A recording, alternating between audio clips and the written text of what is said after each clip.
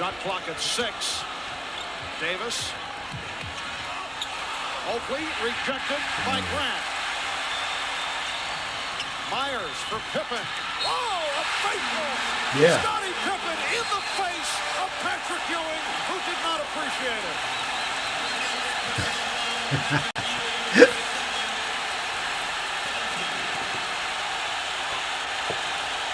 But you know, John, looking at this from afar, this is what the Knicks do to the Bulls and do to opponents game in and game out, and Pippen just served it up in the same manner. That was the Bulls' answer to John Stark's spectacular dunk last year. And he hovered over Ewing for a second, and Patrick didn't like it, as any player wouldn't like. And Pippen was called for a technical foul. You really see Scottie Pippen get involved in that manner, but it is a reaction to the Knick personality. It's unbelievable what's happened in 1 week. Scottie Pippen crawled out of Chicago Stadium last week. You know, he felt like a bad guy, which he was after his conduct. 1 week later, to the full support of the Chicago Stadium, Scottie Pippen is riding high. Go back to that Pippen spectacular dunk over Ewing.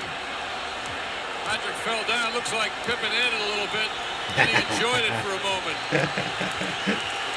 The reason I was hoping Scottie was going to be on here is because there's a chapter in there that talks about what are the most disrespectful dunks of all time. This is a fabulous chapter of basketball. Right? So I got to spend like 2 weeks watching all these old games and watching dunks, and we got this one here, which is the only dunk ever in the history of the NBA that scored a perfect score on the disrespectful dunk index. 100%? 100%. Yeah. So we had, we got this beautiful art drawn. Is that because of the secondary, standover? Yeah, all of the parts. Like he talks. All this part.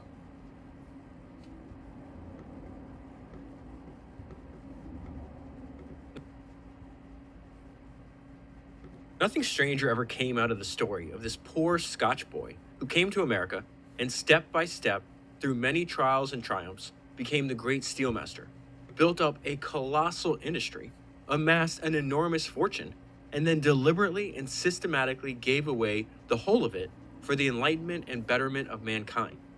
Not only that, he established a gospel of wealth that can be neither ignored nor forgotten, and set a pace in distribution that succeeding millionaires have followed as a precedent. That is an excerpt from the book that I'm going to talk to you about today, which is written over 100 years ago, which is the autobiography of Andrew Carnegie. This is my second time reading the autobiography of Andrew Carnegie. A few years ago, I did a 3-part series on Andrew Carnegie and his partner Henry Clay Frick. If you're interested in diving deeper into that, it's episode 73, 74, and 75. To prepare for this podcast, not only did I reread Andrew Carnegie's autobiography, but I reread all my notes and highlights from the fantastic book, which I did on episode 73, which is called Meet You in Hell, Andrew Carnegie, Henry Clay Frick, and the Bitter Partnership That Transformed America. And so it occurred to me last night as I was rereading my highlights from Meet You in Hell, there's a handful of highlights that I think I should tell you first before we jump into Carnegie's autobiography, that I think will give you context in how he approached building his businesses and what he had in common with some of other history's greatest entrepreneurs, Henry Clay Frick obviously being one of them, which is his partner, but also Jay Gould and John D. Rockefeller. And it's this idea that they started out learning bookkeeping because they thought that was the language of business. And what these guys all had in common is they were hell-bent on knowing their business down to the last cent. They were obsessed with having the lowest cost structure out of anybody in their industry. And so here's a few highlights from Meet You in Hell. The first one is this mantra that Carnegie and Henry Clay Frick would repeat. They said, cut the prices, scoop the market, watch the costs, and the profits will take care of themselves. And this autobiography does not go into nearly the detail that I think is required to understand the success of Carnegie and how important his partnership with Henry Clay Frick was. So I'll be rereading Meet You in Hell the next few weeks and making another podcast on it because it's just, there's so many lessons in that book and it's just an absolutely fantastic written book. But one thing that attracted Carnegie to Frick was two things. Here's the first highlight. It says, Frick knows his business down to the ground.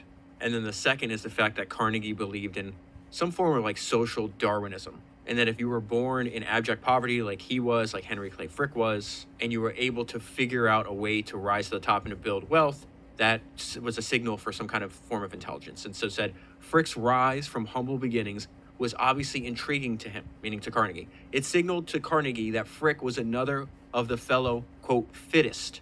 And those were the individuals with whom Carnegie sought to align himself.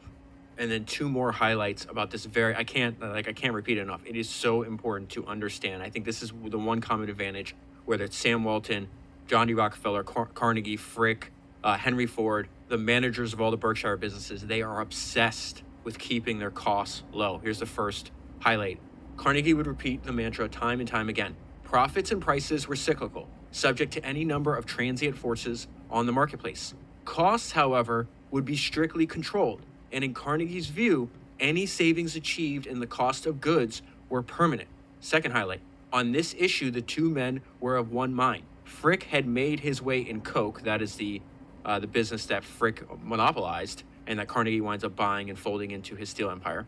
So it says Frick had made his way in Coke by the same reckoning that Carnegie had in rail and steel. If you knew your costs down to the penny, you were always on firm ground. And then one more thing before we jump into the autobiography of Andrew Carnegie. This is unbelievable, the amount of financial success that Andrew had. Andrew sells his company, his steel company, to J.P. Morgan for $480 million. J.P. Morgan combines that with U.S. Steel and it becomes the world's first billion-dollar corporation. Okay, so Carnegie starts the book talking about his parents' childhood, but then one of the first things he says is like why he decided to write an autobiography. I love how all this connects together. So he is going to tell us that how the autobiography of Judge Mellon, so he calls him Judge Mellon, that is Thomas Mellon. Thomas Mellon is the founder of the Mellon family dynasty. I have a ton. I have like 3 books on Mellon and his sons. I just haven't got around to reading them yet. But they're one of the most important family dynasties in American business history. And so Carnegie is saying, hey, I enjoyed Judge Mellon's autobiography so much, it made me realize that I should write my own. And then I'm going to tell you how all this ties together. It's fantastic. And so Carnegie says, a book of this kind, written years ago, he means an autobiography, book of this kind, written years ago by my friend Judge Mellon, gave me so much pleasure. The story which the judge told has proved a source of infinite satisfaction to his friends and must continue to influence succeeding generations of his family to live well. In like manner, I intend to tell my story. And I thought that was really interesting because when I reread that, I thought of what Mellon said. So Carnegie is influenced by Mellon. Mellon, in turn, was influenced by the autobiography of Ben Franklin. This is a quote, a highlight I have from the biography of Benjamin Franklin, written by Walter Isaacson. And it said, Thomas Mellon erected a statue of Franklin in his bank's headquarters. He declared that Franklin had inspired him to leave his family farm and go into business. And this is what Mellon said. This is the exact person that Carnegie had just read the autobiography of. I regard the reading of Franklin's autobiography as a turning point in my life. Here was Franklin, poorer than myself, who by industry, thrift, and frugality had become learned and wise and elevated to wealth and fame. I read the book again and again and wondered if I might not do something in the same line by similar means. And so the reason I'm glad that Carnegie put that at the beginning of the book, because this book is only 330 pages. It is actually incredibly difficult to read. It's not 330 pages. It's like double that because you have to, at least I had to, reread many pages twice to actually understand what he's saying. But it also jumps around a lot. So I would think of what you and I are going to go over today as more of like random thoughts and ideas that he found valuable throughout his life. And the first of those ideas that I think is really valuable is default optimism as a grand rule for life. And he says, I think my optimistic nature, my ability to shed trouble and to laugh through life must have been inherited from my grandfather, whose name I'm proud to bear. A sunny disposition is worth more than fortune. Young people should know that it can be cultivated, and that the mind, like the body, can be moved from the shade into sunshine. Let us move it then. Laugh trouble away if possible, and one usually can. And then he goes right into another idea that I think is fantastic. You and I have talked about this. This is something we learned from Warren Buffett on episode 100. It's this idea of inner scorecard, that the most important judge of your life story is actually yourself. And so Carnegie turns that into a motto that he uses for his entire life. He calls it the judge within. The judge within sits in the Supreme Court and can never be cheated. Hence the grand rule of life. Your own reproach alone do fear. This motto, adopted early in my life, has meant more to me than all of the sermons I ever heard. And so I want to jump right into the life circle within. And so Carnegie turns that into a motto that he uses for his entire life. He calls it the judge within. The judge within sits in the Supreme Court and can never be cheated. Hence the grand rule of life. Your own reproach alone do fear. This motto, adopted early in my life, has meant more to me than all of the sermons I ever heard. And so I want to jump right into the life circumstances that motivated Carnegie to build wealth. And at this point in his life, he's a young boy living in Scotland, and a change in technology is actually going to send his family into poverty because his father did not react fast enough. His father manufactured linen, but he did it by hand. And it says the change from hand loom weaving to steam loom weaving was disastrous to our family. My father did not recognize the impending revolution and was struggling under the old system. His looms sank greatly in value, and it became necessary for my mother to step forward and endeavor to repair the family fortune. So she opened a small shop. I remembered that shortly after this, I began to learn what poverty meant. And this is his reaction to this. And then and there came the resolve that I would cure that when I got to be a man.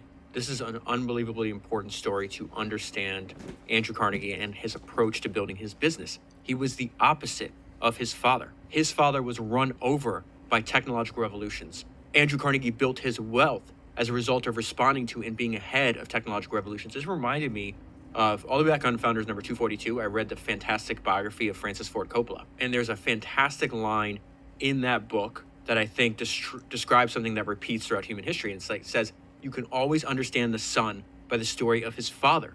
The story of the father is embedded in the son. That is exactly true for Andrew Carnegie. In Coppola's case, he was spent with, his dad was frustrated, often unemployed.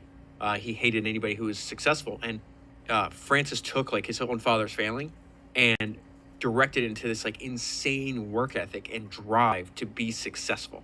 And so Carnegie is a child. I think he's 8, maybe 10 years old, maybe 11 years old at this point in the story. And he's realizing, oh, wait a minute. If you don't take advantage of the increase in technology in your industry, you could be thrown into a life of abject poverty. So one of the main lessons that I learned, 3 or 4 years ago from this book, probably the main lesson, is my interpretation of how Andrew Carnegie built his business. And it's something I've repeated dozens of times on the podcast.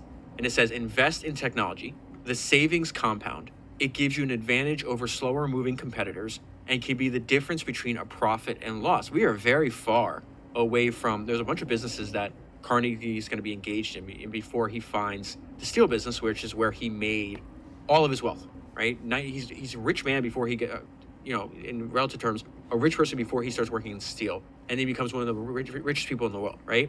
And what was fascinating is that he was an early adopter of this thing called the Bessemer process, right? And he's in America at the time. The Bessemer process is being developed in England.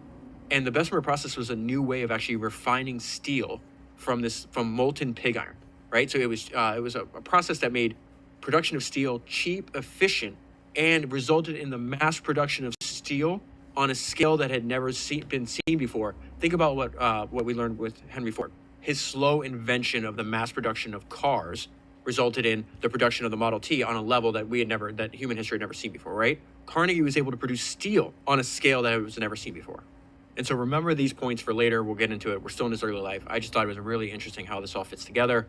So it talks about school. He says, school was a perfect delight to me, and if anything occurred which prevented my attendance, I was unhappy. This happened every now and then because my morning duty was to bring water from the well. So a main theme of him and everybody in the family constantly having to help each other out. All of them are going to work. All of them are going to pool their resources. Even at a young age, I mentioned Carnegie's obsession with cost. He's, I think, 13 years old, and he's going to know every single dollar of expense that his family's. It's almost like the family bookkeeper in a sense. So he says, I earned a reputation of being an awful laddie, even when he was in school. I developed a strain of argumentativeness and combativeness, which has always remained with me. So that's no surprise to you and I. Founders are much higher on the disagreeableness scale than, people that are not founders. So he's talking about, hey, I had to get the well from the water before school, then I go to school. Again, he's maybe 10 years old at this time. Then at the end, after school, he has to help his mom. I had often the shop errands to run after school. But in looking back upon my life, I have the satisfaction of feeling that I became useful to my parents, even at the early age of 10. And this is what I meant about an early introduction to business and bookkeeping. Soon after, the accounts of various people who dealt with the shop were entrusted to my keeping, so that I had become acquainted with business affairs even in childhood. And so then he talks about the first business that he starts, his first tiny business that he starts as a young kid in Scotland. The takeaway here is that hire people that know more than you and then study human nature. Later in life, Carnegie said his success came not from what he knew, but his fact that he could organize people that knew more than he and understand how each individual fit into his entire system and the overall objective of his businesses. In fact, there is a quote from Meet You in Hell that I forgot to read to you that I think describes his approach. It says, Carnegie's approach may seem ruthless, but the idea of treating the complex process of manufacturing like a giant machine with parts that must be constantly retooled seemed to him completely natural. And he did that with both man and machine. And so I'm going to read this section to you. I got to change some words here because this is some weird language. It's going to be hard to follow. But he says, my first business venture was securing my companion's services for a season as an employer. The compensation being that the young rabbits should be named after them. So he is put in charge of keeping pigeons and rabbits, and he's got to feed them. And so gathering food, or actually foraging food, he finds a way to outsource to other kids with no compensation. He just says, hey, if you help me collect like dandelions and clover and all the food for the rabbits and the pigeons, I will name the rabbits after you. And so he's got all these like workers, these young kid workers going out to the field, doing all this foraging, bringing the food back, so he could feed the pigeons and rabbits. This is his takeaway. I treasure this remembrance. I treasure the remembrance of this plan as the earliest evidence of organizing power upon the development of which my material success in life has hung. A success not to be attributed to what I have known or done myself, but to the faculty of knowing and choosing others who did know better than myself. And so his point that he's about to make here in the second part of the paragraph, he's like, even when I was building these giant factories, I didn't actually understand how they ran. I just found people that understood that individual part of this overall machine, and I understood how all these working parts interacted for the goal of the entire machine. Precious knowledge, this for any man to possess. I did not understand steam machinery, but I tried to understand that much more complicated piece of mechanism, man.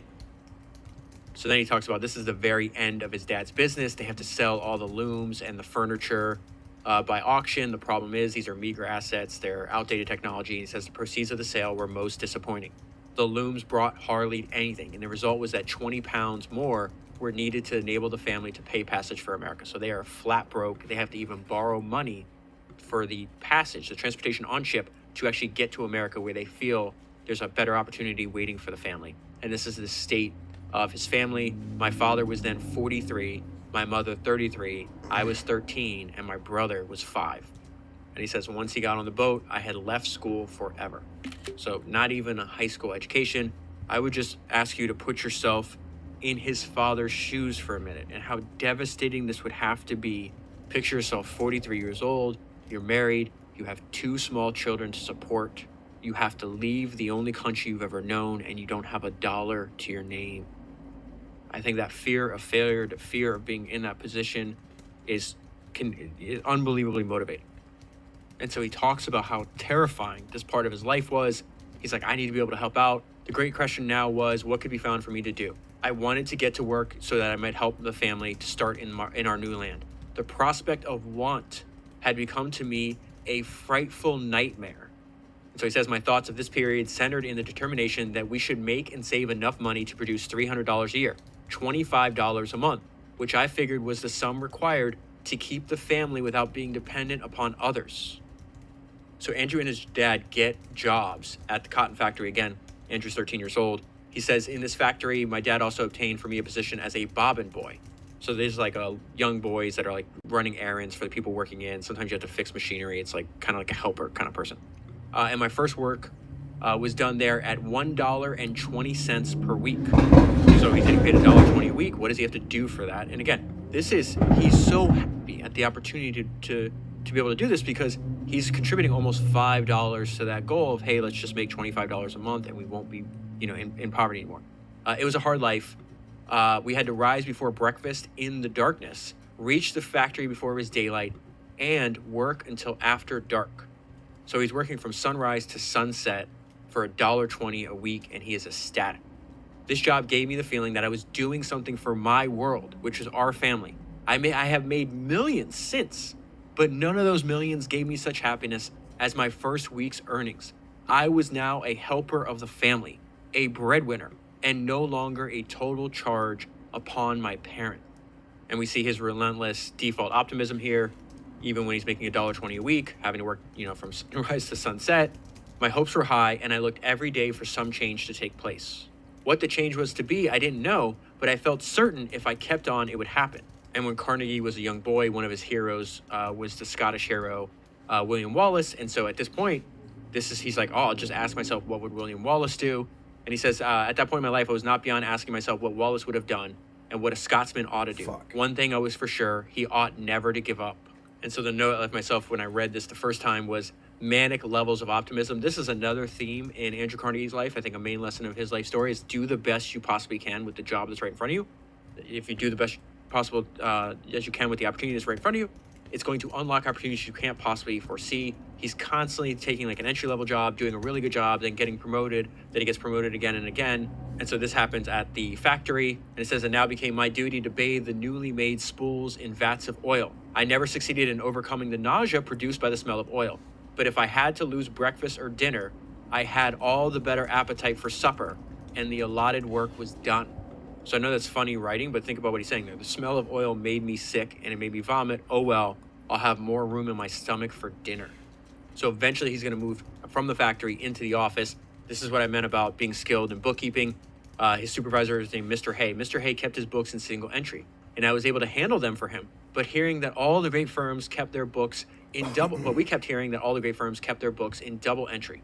So he's got like a small group of super motivated, like considered like other fellow ambitious friends that are in a similar position where he is in life, but they're not satisfied and they want to rise together. So he's got a small group. It's like four or five other boys. He says we all determined to attend night school during the winter and learn double entry bookkeeping. And so what Andrew will do is he's constantly willing to jump from job to job if the opportunity is better. There's a guy. So the two main at this point in American history, the two main technological revolutions that are taking place are the railroad industry and the telegraph industry. And so Carnegie's going to play a role in both by working for both telegraph companies and railroad companies that lead him to starting his own businesses later on. He's going to build bridges and then help build rail lines. He does that with iron first, and he realizes, wait, steel's way better than iron. I should jump into steel before everybody else realizes this opportunity. So there's a guy named David Brooks, who was a manager of the telegraph office, just happened to ask Carnegie's uncle if he knew any, like a young boy that would act as a messenger. And Carnegie does something incredibly intelligent here. And the note I left myself is do not delay, do it now, one of the most important ideas in the book. The interview was successful. I took care to explain that I did not know Pittsburgh, that perhaps I would not do, and I would not be strong enough, but all I wanted was a trial. He asked me how soon I could come, and I said I could stay now if wanted. And looking back over the circumstance, I think that answer might well be pondered by young men. It is a great mistake not to seize the opportunity. The position, meaning the job, was offered to me. Something might occur, some other boy might be sent for. Having got myself in, I proposed to stay there if I could. And he feels this is his one big break in life. And that is how in 1850, I got my first real start in life. From the dark cellar, running a steam engine, so out of the factory into the office. So when you think about this, running a steam engine at $2 a week, being covered with dirt, I was lifted into paradise. Yes, heaven as it seemed to me, with newspapers, pens, pencils, and sunshine about me. There was not a minute in which I could not learn something or find out how much there was to learn and how little I knew. This is a fantastic line. I felt that my foot was upon the ladder and that I was about to climb. And so then he repeats this idea. It's like, listen, you have to focus on whatever job is in front of you at this very moment and just do the best you can, because you never know what opportunities that will unlock in the future. And so as a messenger boy in these days, he's running messages to a bunch of really successful businessmen, older, smarter, more successful businessmen that are looking for young, hardworking people to help and to give a chance to. And so he says a messenger boy in those days had many pleasures. He met with very kind men to whom he looked up with respect. They spoke to him a pleasant word and complimented him on his promptness and asked him to deliver a message on the way back to the office. And so this is what I mean about the writing's a little weird. He's talking about himself here. I do not know a situation in which a boy is more apt to attract attention, which is all a really clever boy requires in order to rise. Wise men are always looking out for clever boys.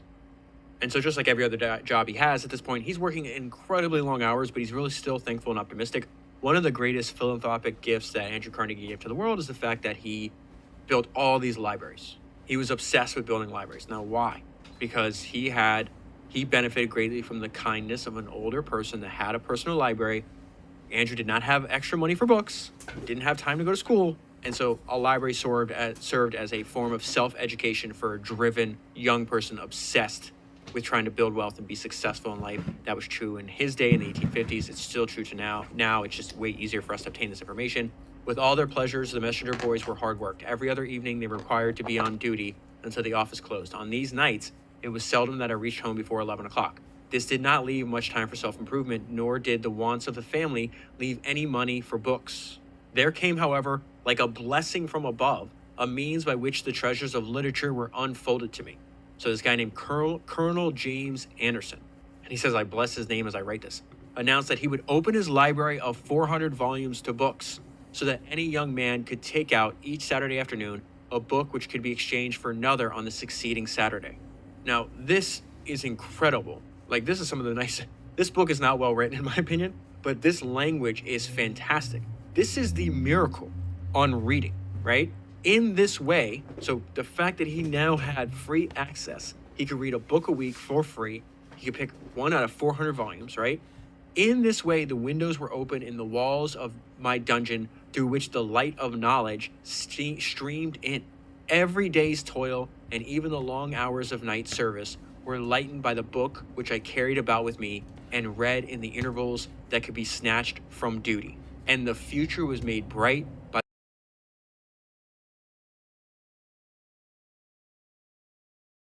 Andrew pays this back when he's older. I mentioned, I'm going to skip over the names. It's like this little crew. He's got a young group of fellow workers. They're all hungry from knowledge. It's really what you and I are doing here. We do it through podcasting and reading books, right? They're doing it because they're meeting at the library themselves.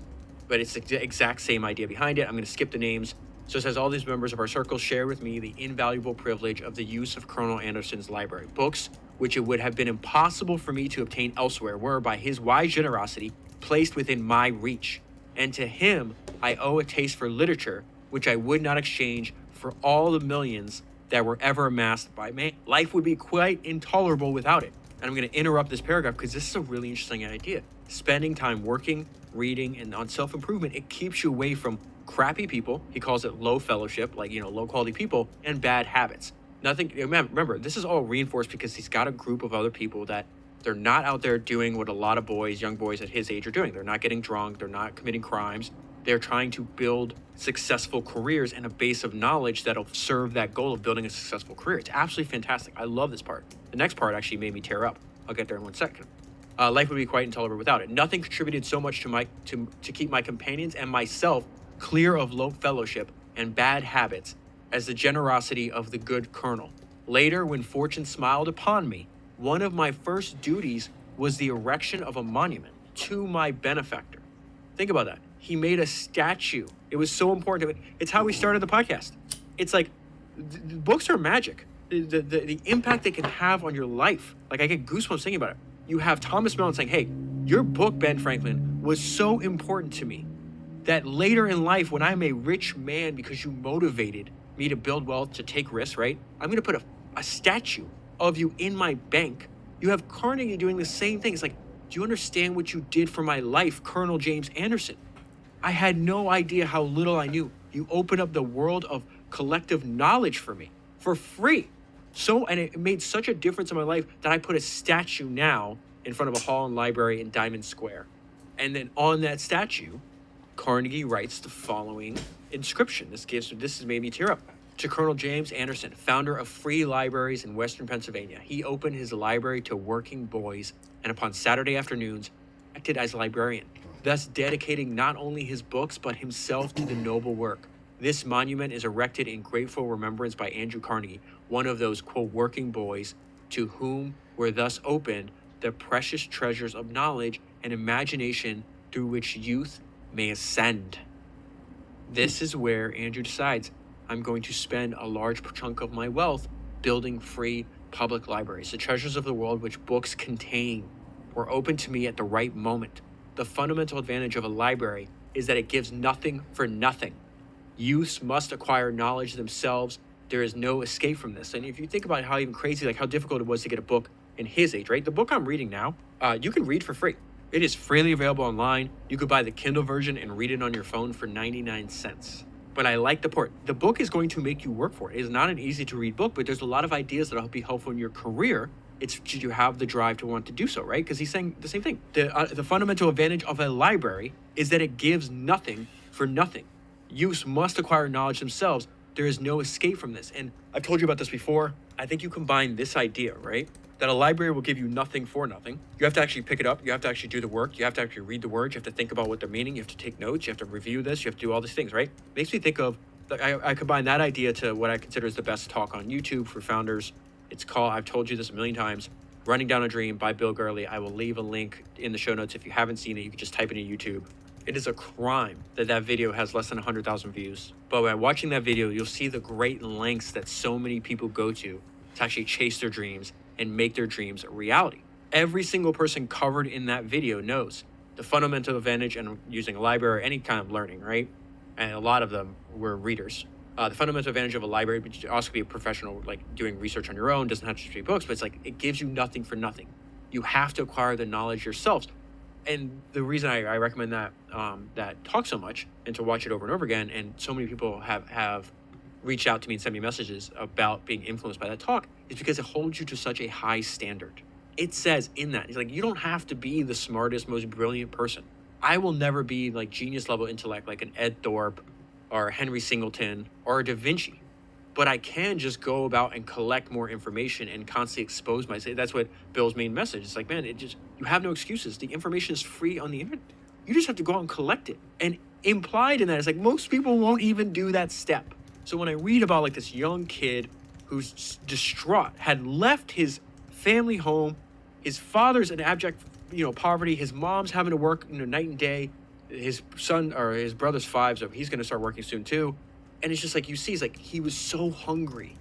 Any kind of information that would get him out of the situation he's in. Imagine working from morning till night, not going home and, laying about, but reading, but searching, but pushing. I love this part of the story. And then another note I forgot to read to you that I thought was funny about this section. Books don't read themselves. Okay, so he's working inside of a telegraph office at this point. This is something I mentioned earlier, that he's kind of like the bookkeeper of his family. They clearly put a lot of responsibility on him. They saw that, he was young and gifted. So he says, I did not spend any of my extra dimes. Every penny that I could save, I knew was needed at home. My parents were wise and nothing was withheld from me. I knew every week the receipts of each of the 3 who were working, my father, my mother, myself, and I knew all the expenditures. He's doing the exact same thing at 13. As he says later on in life, if you know your costs down to the penny, you're always on firm ground. And so now this is a few years later, talks about the fact that him and his brother share a room. They have to sleep in the attic, and they stay up at night whispering, talking about the great businesses that they're going to build. They wind up being partners. So it says, Tom was just 9 years old. We slept in the attic together. And after we were safely in bed, I whispered the secret to my dear little brother. Even at his early age, he knew what it meant, and we talked over the future. So if he's 9, I think Andrew's around 17 at this point. It was then for the first time I sketched to him how we would go into business together, that the firm of Carnegie Brothers would be a great one, and that father and mother should yet ride in their carriage.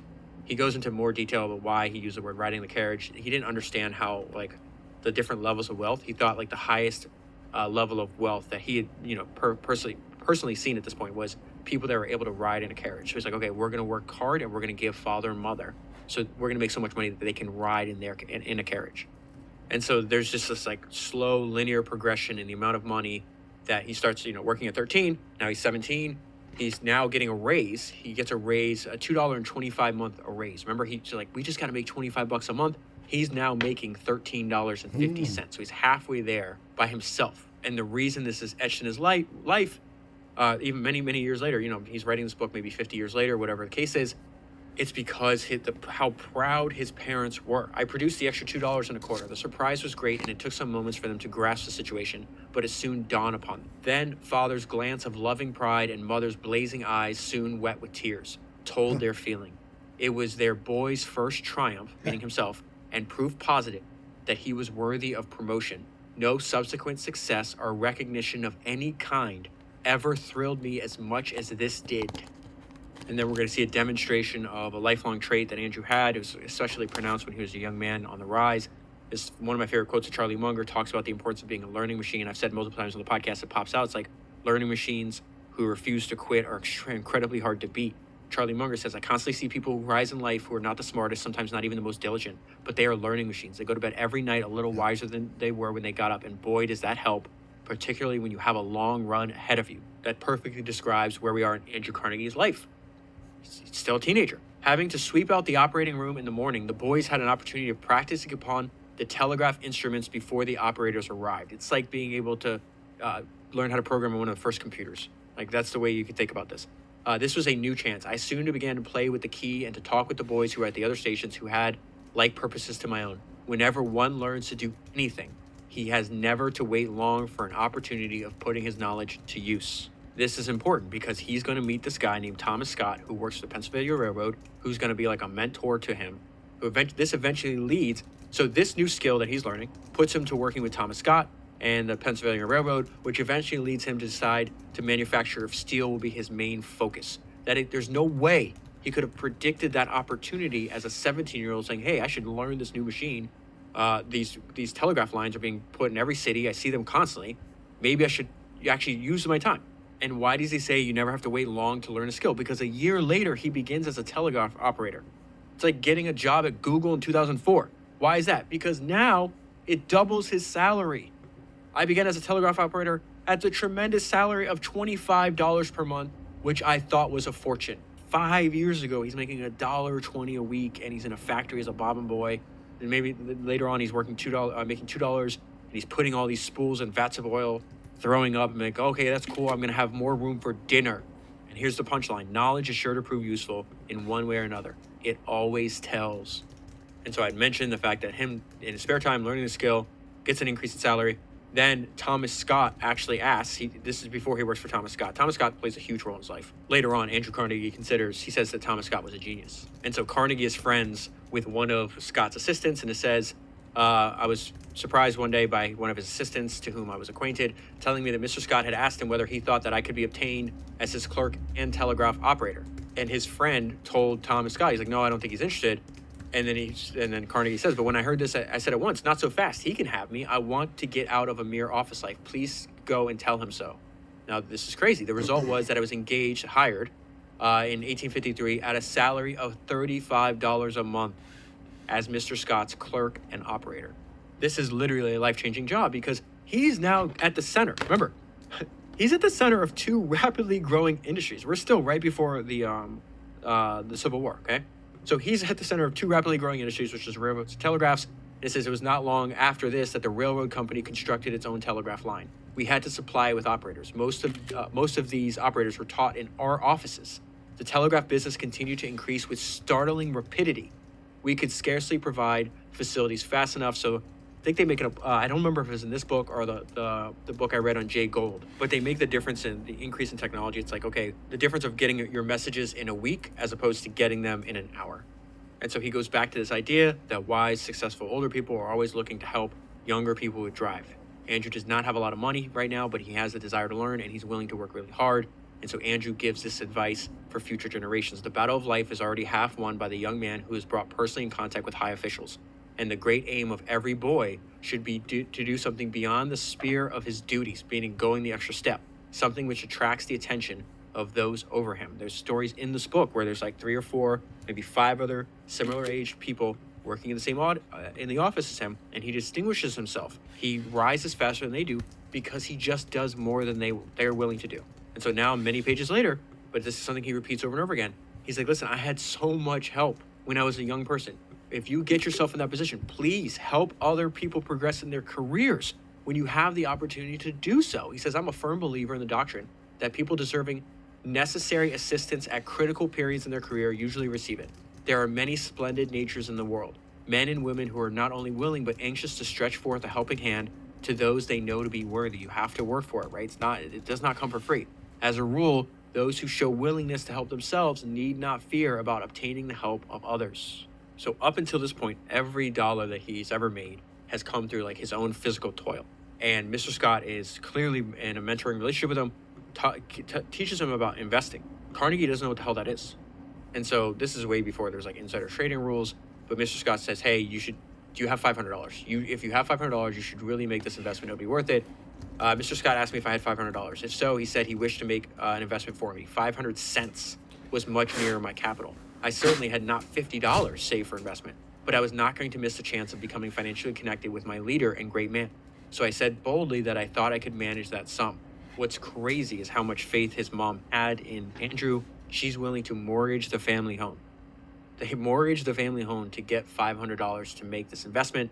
So he hands this over to Mr. Scott. He gets 10 shares in return. That was my first investment. In those good old days, monthly dividends were more plentiful than now. One morning, a white envelope was lying upon my desk. I opened the envelope. All it contained was a check for $10. I should remember that check as long as I live. It gave me the first penny of revenue from capital, something that had not worked for with the sweat of my brow. Eureka, I cried. Here is the goose that lays the golden eggs. So let's go back to this idea. He's working in that office, took time, his spare time, he learned the telegraph, how to operate a telegraph, becomes a telegraph operator, does a good job at that, gets recruited to work for Mr. Scott. Now this is many years later. Mr. Scott works for Pennsylvania Railroad, but now during the Civil War, he is I think he's Assistant Secretary of War, if I'm not mistaken. And as a result of this, he brings Andrew, much younger person helping him, to Washington to help with his work. As a result of that, Andrew Carnegie gets to meet Abraham Lincoln. And this is what Carnegie thought of Lincoln. Lincoln would occasionally come into an office and sit at the desk awaiting replies to telegrams. He was certainly one of the most homely men I ever saw. But when excited or telling a story, intellect shone through his eyes and illuminated his face to a degree which I have seldom or never seen in any other. His manners were perfect, and he had a kind word for everybody, even the youngest boy in the office. And so far, he's mastered the telegraph. He's learning a lot about the railroad industry. He winds up telling them about a new way to make railway cars, but also railway lines. He gets a small interest in this business. And this reminded me of Jeff Bezos writing in his shareholder letters last week that you have to use trends in technology to your advantage, that you need to use them as a tailwind instead of ignoring them and then wind up being a headwind to your career. And so it's through this work that he realizes he can start a business that builds bridges. So it says the railway lines of America were fast becoming dangerous for want of new rails. And this state of affairs led me to organize a rail-making concern in Pittsburgh. And so while he's doing this work, he says, when I was at work with this, I had seen in the Pennsylvania Railroad Company's works the first small bridge built of iron. It proved a success. I saw that it would never do to depend further upon wooden bridges. And so again, direct opposite response that his father would have. He's like, wait a minute, I have a front row seat at this because I'm working with the Pennsylvania Railroad. They're replacing, they had all this problem with wooden bridges. They figured out a way to build railroad bridges with iron. It was so superior, I realized right then and there, no one's going to build wooden bridges anymore. This is going to be the future. I should start a bridge building company building bridges out of iron. And so he says, I would organize a company to build iron bridges. I asked my friend, Mr. Scott, that's his mentor, of the Pennsylvania Railroad to go in with us in the venture, which he did. Each of us paid for 1/5 interest at a cost of $1,250. Looking back at it now, the sum seemed very small, but tall oaks from little acorns grow. And so this goes back to this idea that you and I talk about all the time. You're not supposed to copy the what, you copy the how. He spots the opportunity for iron bridges while working with the Pennsylvania Railroad, right? Jay Gould spotted the opportunity for telegraph to building telegraph companies during his work on the railroads. Peter Thiel spotted the opportunity for Palantir based on solving payment fraud at PayPal. Keep your eyes open. You never know when these insights that you're just happening to notice are going to turn into giant companies. And so he goes into one of his main lessons that he learned from his bridge building business, that the surest foundation of a business is on the quality of its product. The Keystone Bridge Works has always been a source of satisfaction to me. Almost every concern that had undertaken to erect iron bridges in America had failed. Many of the structures themselves had fallen, and some of the worst railway disasters in America had been caused in that way. Some of the bridges had given way under wind pressure, but nothing has ever happened to a Keystone Bridge. And so he says, there's been no luck about this. We only use the best material and enough of it, making our own iron and later our own steel. I'm going to interrupt that paragraph. Something that's a main theme of Carnegie. You've seen this now in his career, where we are in his career now. It's going to be even more pronounced later in his career. He prioritized vertical integration to make sure that he controlled companies of all aspects of his steel business. We see that doing the same thing beginning to do the same thing in his bridge building business. He wanted control. If you're a company supplying something, a business process that Carnegie needed, he's going to find a way to either buy your business or take you over or partner with you so he can control the process. That's how he winds up partnering with Henry Clay Frick, maybe a decade and a half from where we're at the start right now. So back to this paragraph, we were our own severest inspectors, and we would build a safe structure or none at all. When asked to build a bridge which we knew to be insufficient strength or unscientific design, we absolutely declined. And he says, this policy is the true secret of success. Uphill work it will be. And it's through the bridge building company that he decides, hey, I got to manufacture my own iron. And this is where he realizes, oh, your mediocrity is my opportunity. He's essentially introducing cost accounting to manufacturing. Gentlemen, watch your cost is something that, I think that might be Frick. I can't remember, either Carnegie or Frick would repeat that over and over again. Watch your cost, gentlemen, watch your cost, watch your cost, watch your cost. As I became acquainted with the manufacture of iron, I was greatly surprised to find that the cost of each of the various processes was unknown. It was a lump business. And until stock was taken and the books balanced at the end of the year, the manufacturers were in total ignorance of results. I heard of men who thought their business at the end of the year would show a loss and had found a profit, and vice versa. I felt as if we were moles burrowing in the dark, and to me this was intolerable. I insisted upon such a system of weighing and accounting being introduced throughout our works as would enable us to know what our cost was for each process, and especially what each man who was working for them was doing, who saved material, who wasted it, and who produced the best results. And he says he ran into human nature they didn't want to change. Every single manager in the mills was against his new system, and he said it took years before he was able to actually install an accurate system. But this was the end result. Eventually, we began to know not only what every department was doing, but what each one of the many men working at the furnaces were doing, and thus to compare one with another. One of the chief sources of success in manufacturing is the introduction and strict maintenance of a perfect system of accounting. That's a main theme. How many times has he repeated this in the book so far? So that responsibility for money and materials can be brought home to every man. Owners who in the office would not trust a clerk with $5 without having to check upon him, were supplying tons of material daily to men in the mills without exacting an account of their stewardship by weighing what each returned in the finished form. And this is the part that jumped out. I've never forgotten the idea that you need to invest in technology. The savings compound, it gives you an advantage over slower moving competitors and can be a difference between a profit and a loss. The exact opposite approach that his father took, and the older heads of Pittsburgh manufacturers would make fun of him because he's investing in all these new machines. Technology is just a better way to do something, right? I well remember the criticisms made by the older heads among the Pittsburgh manufacturers about the extravagant expenditures we were making upon these newfangled furnaces. But in the heating of great masses of material, almost half the waste could sometimes be saved by using the new furnaces. The expenditure would have been justified even if it had been doubled. Yet it was many years before we were followed in this new departure. And by the time they copy him, it's too late, right? And in some of those years, the margin of profit was so small that most of the profit was made from the savings derived from the adoption of the improved furnaces. Our strict, and this is how it all relates together, our strict system of accounting enabled us to detect the great waste possible in heating large masses of iron. Andrew is famous for his dedication to the idea that put all your eggs in one basket and watch that basket. He also understood how valuable your attention is. That the fact is the most expensive way to pay for anything is with time. And so he knows, he's like, I found what I want to do in life.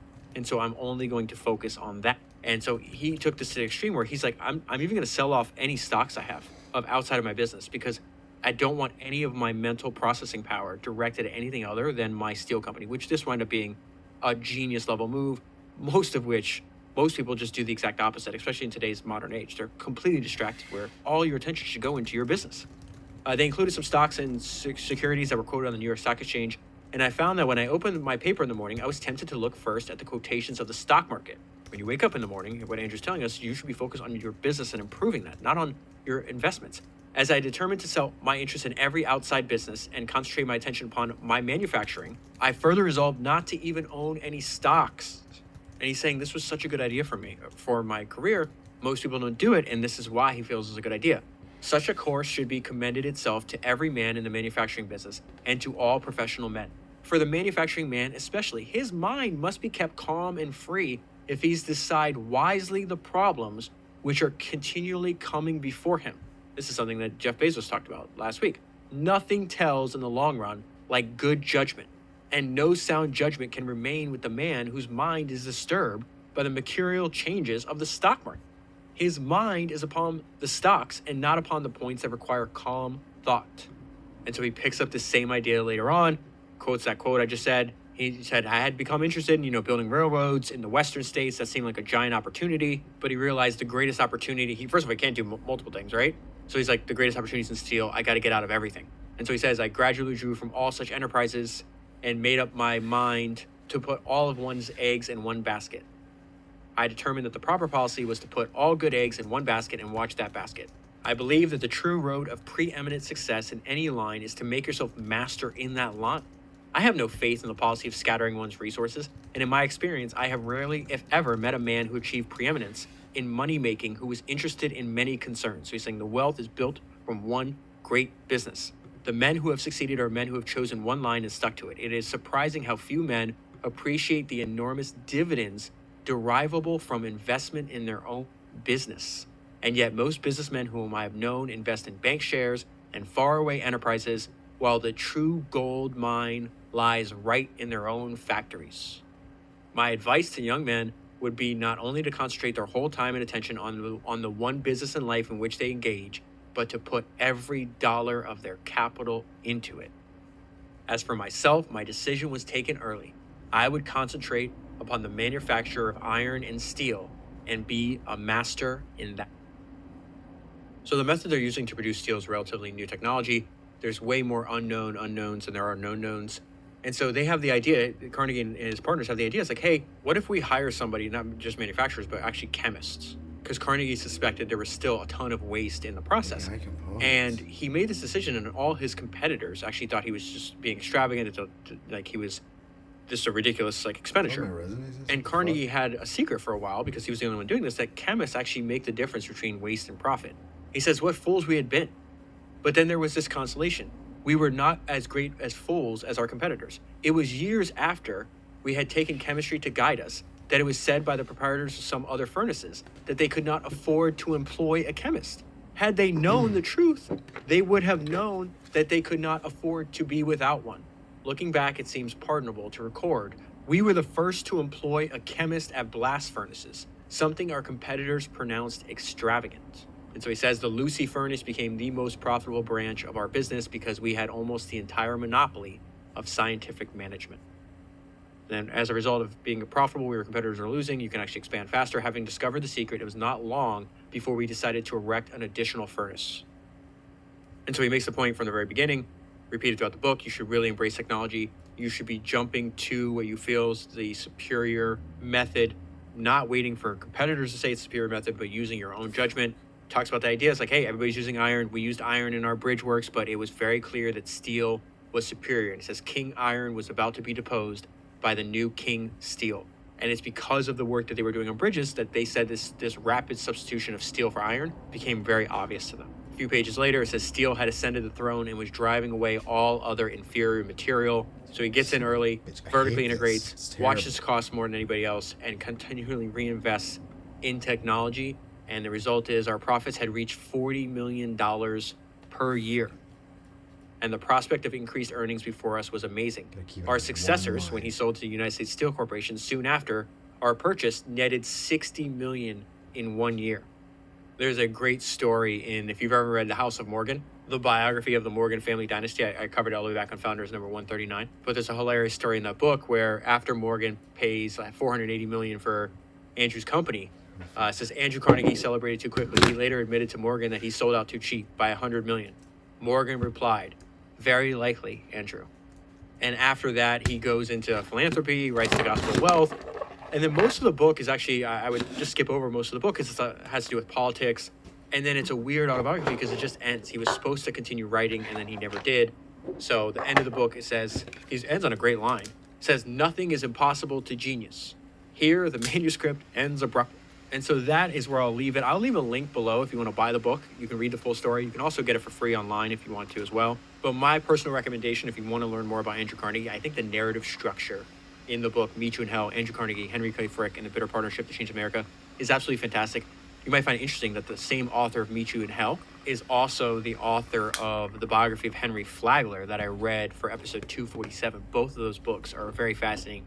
Both Meet You in Hell is about two very formidable individuals. Henry Flagler, biography of Henry Flagler, one of history's most formidable.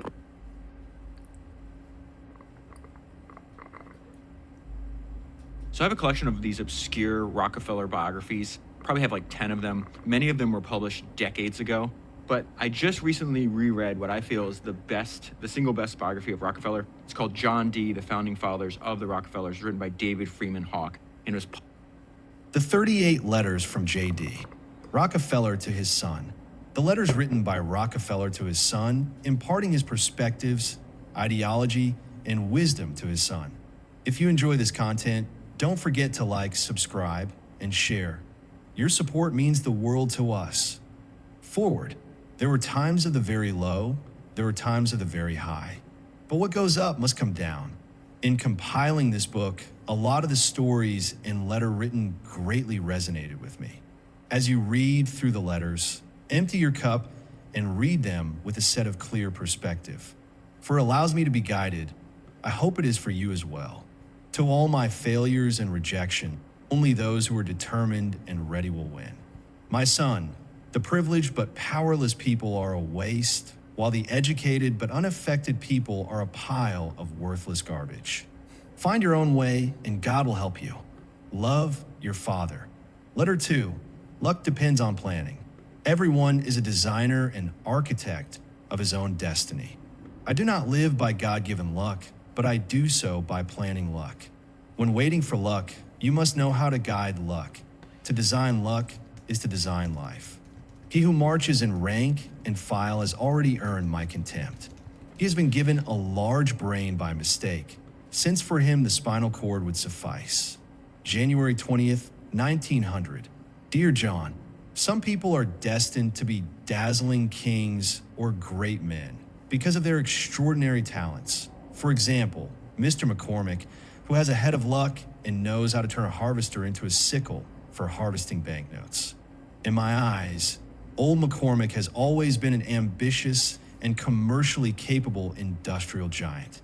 He used harvesting machines to liberate American farmers, and he also rose to the ranks to become one of the richest person in the United States. The French seemed to like him more and praised him to be the world's greatest contributor. Oh, this really is an unexpected reward.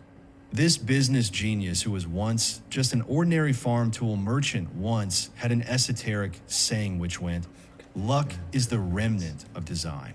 This phrase does sound quite brainy. Does it mean that luck is the result of planning and strategy? Or does it mean that luck is what remains after planning?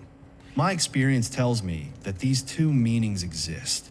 In other words, we create our own luck and no action can eliminate it. Luck is the gospel that is difficult to get rid of in the planning process. McCormick saw the true meaning of luck and opened his door to it. So, I'm not surprised that McCormick Harvester's product can be sold all over the world.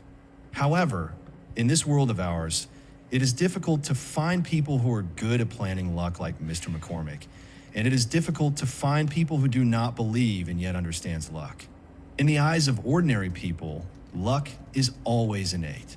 As long as they find out someone has attained success or have been promoted, they will say casually, with contempt, "This man's luck is so good. It is luck that helped him." Such a person can never have a peek into the truth that makes one successful. Everyone is a designer and architect of his own destiny. I admit, just like a person cannot have no money, a person cannot have no luck. However, if you want to make a difference, you cannot wait for luck to patronize. My credo is, I do not live by God-given luck, but I do so by planning luck. I believe that a good plan will affect luck, and in any case, it can successfully affect luck. My plan to turn competition into cooperation in the oil industry justified this. Before the plan began, the oil refiners fought for their own interests, which led to a devastating competition between them.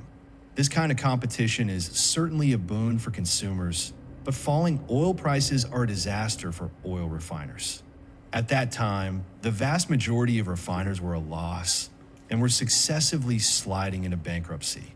I am well aware that if we were to be profitable again and make money forever, we must tame this industry and have everyone act rationally. I regard it as a responsibility, but it is very difficult to do. It requires a a plan that places all the oil refining businesses under my control. John, to be a good hunter in a profitable hunting ground, you need to think hard, be careful, be able to see all possible dangers and opportunities in things, as well as study all kinds of strategies that could endanger your dominance like a chess player. I thoroughly researched the situation and evaluated my strength. I decided to use the base camp of Cleveland as my first battlefield to launch a war in order to rule the oil industry. After conquering more than 20 competitors there, I moved quickly to open up a second battlefield until I conquered all of their opponents and established an oil industry in a new order. Just like a commander on the battlefield, you must first know what kind of firearm to choose in order to be the most effective before choosing your target. In order for me to successfully realize my plan to place the oil industry under my command, a thorough solution is needed. That's money. I needed a lot of money to buy those refineries that overproduce. But the amount of money on my hands was not enough to realize my plan. So I decided to form a joint stock company to attract investors from outside the industry. Soon we registered a Standard Oil company in Ohio with millions of assets, and the capital expanded significantly within 3.5 years, but deciding when to do it is a matter of knowledge. Visionary businessmen are always good at finding opportunities in every disaster, and that's how I did it. Before we started our journey of conquest, the oil industry was in chaos, and there was no hope at all. 90% of the refiners in Cleveland had been crushed by the increasingly fierce competition. If they did not sell the factory, they can only watch themselves go extinct. This was the best.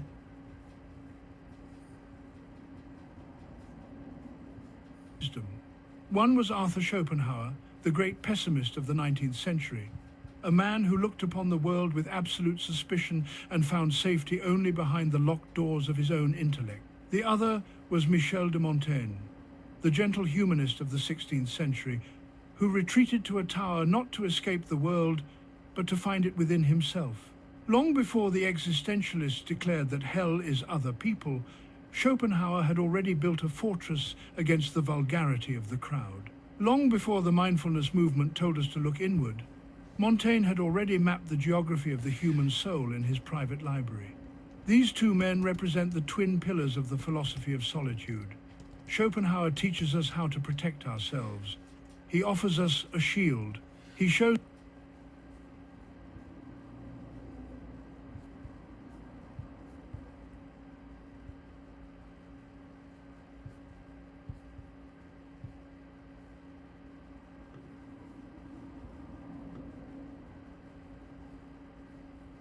of seeing through all the ideals that people have about themselves, how they think humans are so wonderful, so great.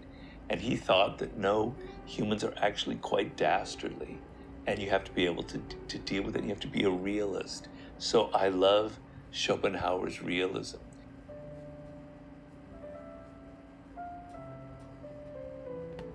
Now, the influence of Arthur Schopenhauer on me, I have to admit that his longest tome, Will and Representation, I'm misquoting the title exactly, I never quite finished. I'm sorry, I'm very embarrassed to say. So that book is very powerful, very interesting. What he has to say about art and music is mind-blowing, and I loved it, but I didn't quite finish the book.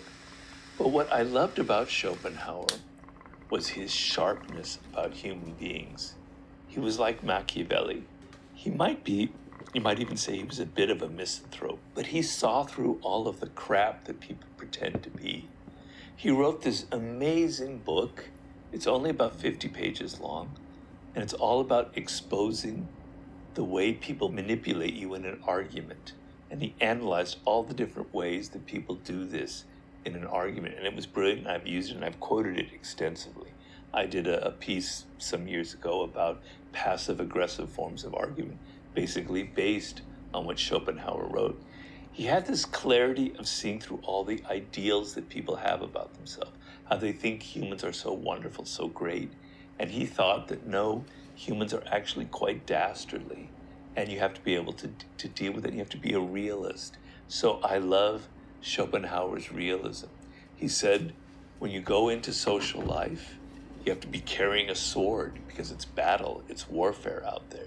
You can't be naive. He had that kind of Machiavellian clarity about social interactions.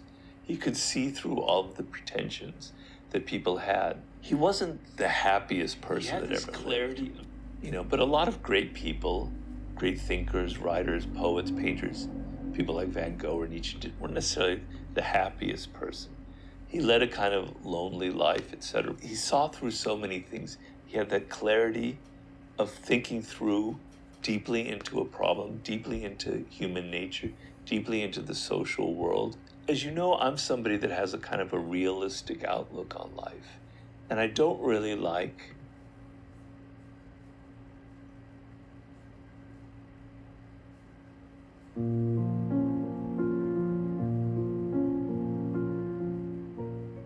Law 1.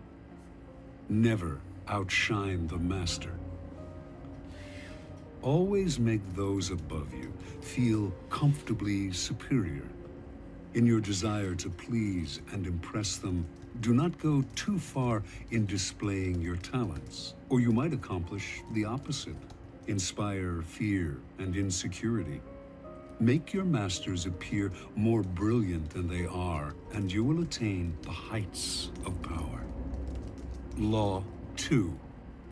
Never put too much trust in friends. Learn how to use enemies. Be wary of friends. They will betray you more quickly, for they are easily aroused to envy. They also become spoiled and tyrannical. But hire a former enemy, and he will be more loyal than a friend, because he has more to prove. In fact, you have more to fear from friends than from enemies. If you have no enemies, find a way to make them. Law 3. Conceal your intentions. Keep people off balance and in the dark by never revealing the purpose behind your actions. If they have no clue what you are up to, they cannot prepare a defense.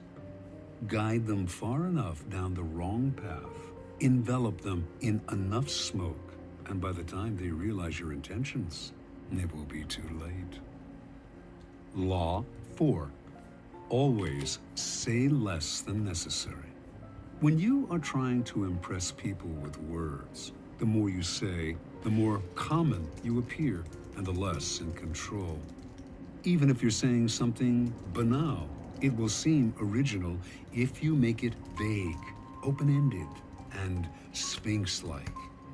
Powerful people impress and intimidate by saying less. The more you say, the more likely you are to say something foolish. Law 5. So much depends on reputation. Guard it with your life.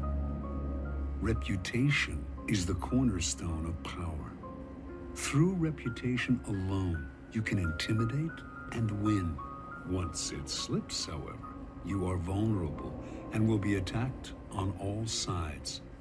Make your reputation unassailable. Always be alert to potential attacks and thwart them before they happen. Meanwhile, learn to destroy your enemies by opening holes in their own reputations. Then, stand aside and let public opinion hang them. Law 6. Court attention at all cost. Everything is judged by its appearance. What is unseen counts for nothing. Never let yourself get lost in the crowd then, or buried in oblivion. Stand out. Be conspicuous at all cost. Make yourself a magnet of attention by appearing larger, more colorful, more mysterious than the bland and timid masses. Law 7. Get others to do the work for you, but always take the credit. Use the wisdom, knowledge, and legwork of other people to further your own cause. Not only will such assistance save you valuable time and energy, it will give you a godlike aura of efficiency and speed. In the end, Your helpers will be forgotten, and you will be remembered. Never do yourself what others can do for you. Law 8. Make other people come to you. Use bait if necessary. When you force the other person to act, you are the one in control. It is always better to make your opponent come to you, abandoning his own plans in the process. Lure him with fabulous gains, then attack. You hold the cards. Law 9. Win through your actions, never through argument. Any momentary triumph you think you have gained through argument is really a Pyrrhic victory. The resentment and ill will you stir up is stronger and lasts longer than any momentary change of opinion. It is much more powerful to get others to agree with you through your actions without saying a word. Demonstrate, do not explicate. Law 10. Infection. Avoid the unhappy and unlucky. You can die from someone else's misery. Emotional states are as infectious as diseases. You may feel you are helping the drowning man, but you are only precipitating your own disaster. The unfortunate sometimes draw misfortune on themselves. They will also draw it on you. Associate with the happy and fortunate instead. Law 11. Learn to keep people dependent on you. To maintain your independence, you must always be needed and wanted. The more you are relied on, the more freedom you have. Make people depend on you for their happiness and prosperity, and you have nothing to fear. Never teach them enough so that they can do without you. Law 12. Use selective honesty and generosity to disarm your victim. One sincere and honest move will cover over dozens of dishonest ones. Open-hearted gestures of honesty and generosity bring down the guard of even the most suspicious people. Once your selective honesty opens a hole in their armor, you can deceive and manipulate them at will.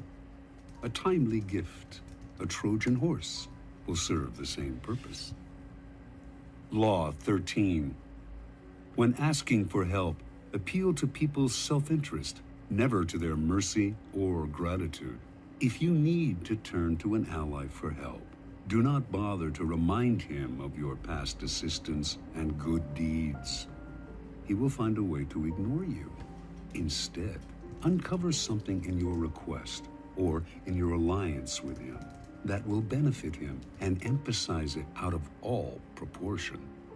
He will respond enthusiastically when he sees something to be gained for himself. Law 14. Pose as a friend, work as a spy. Knowing about your rival is critical.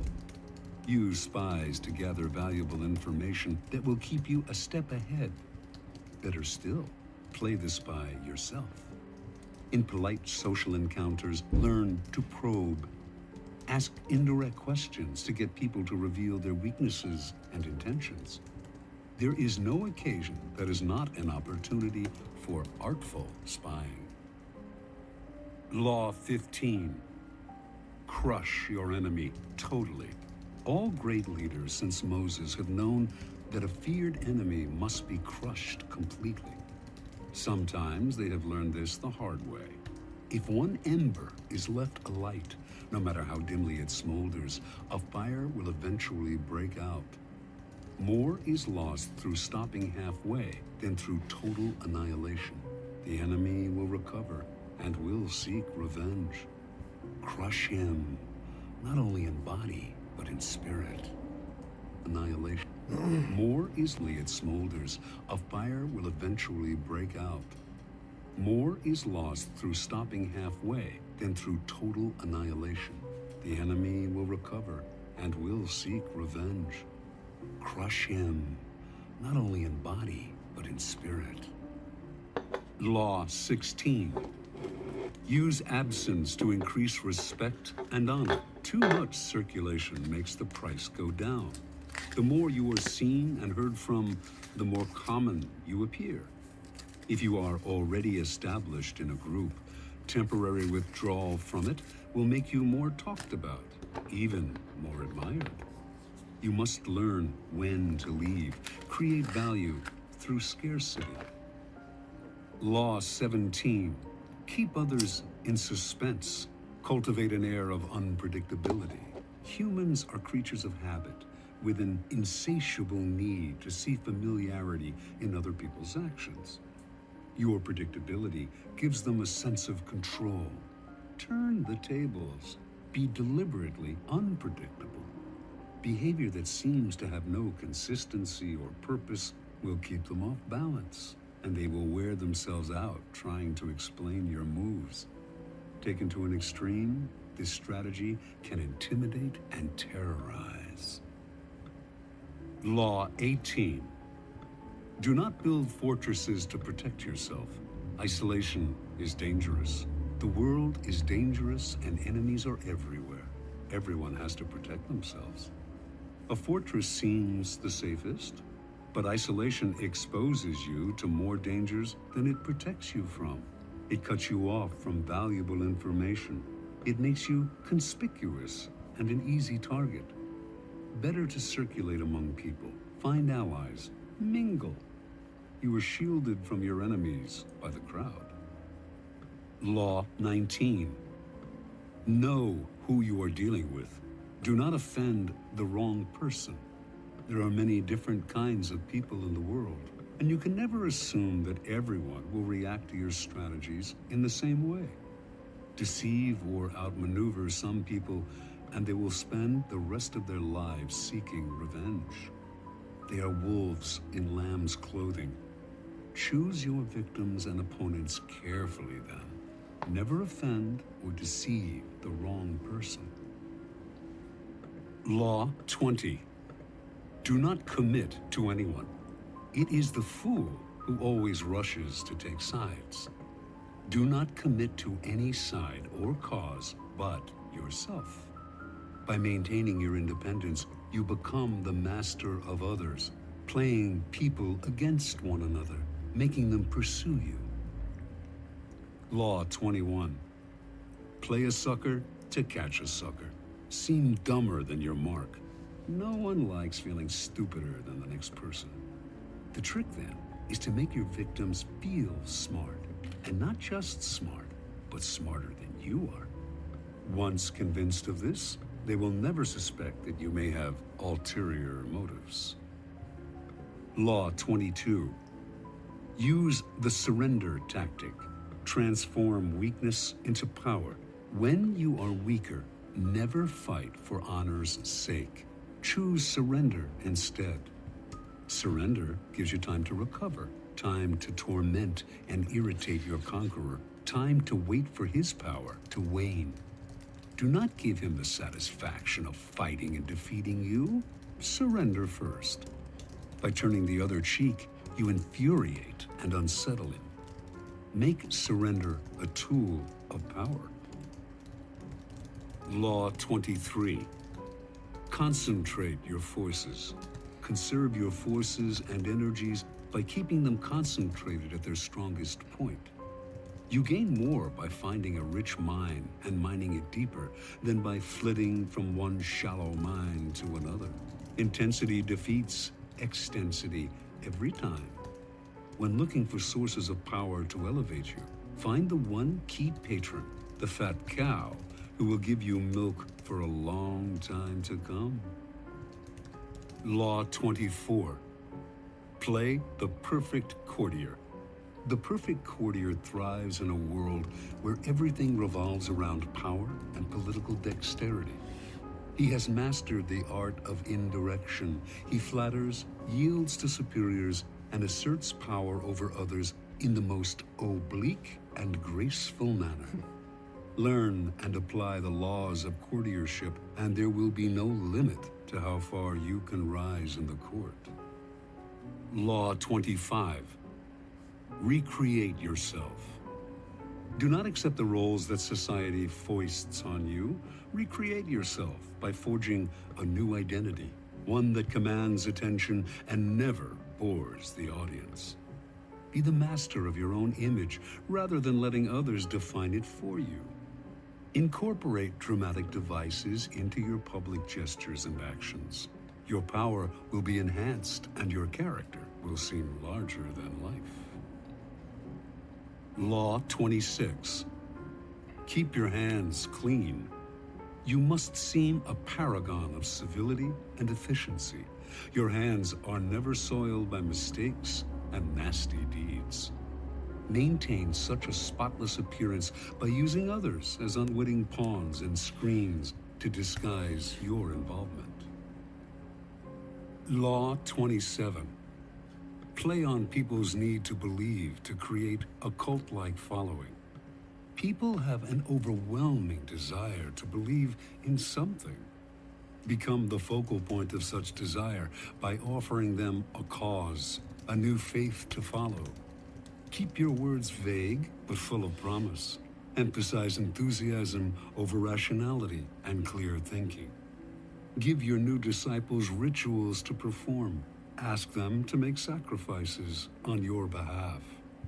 In the absence of organized religion and grand causes, your new belief system will bring you untold power.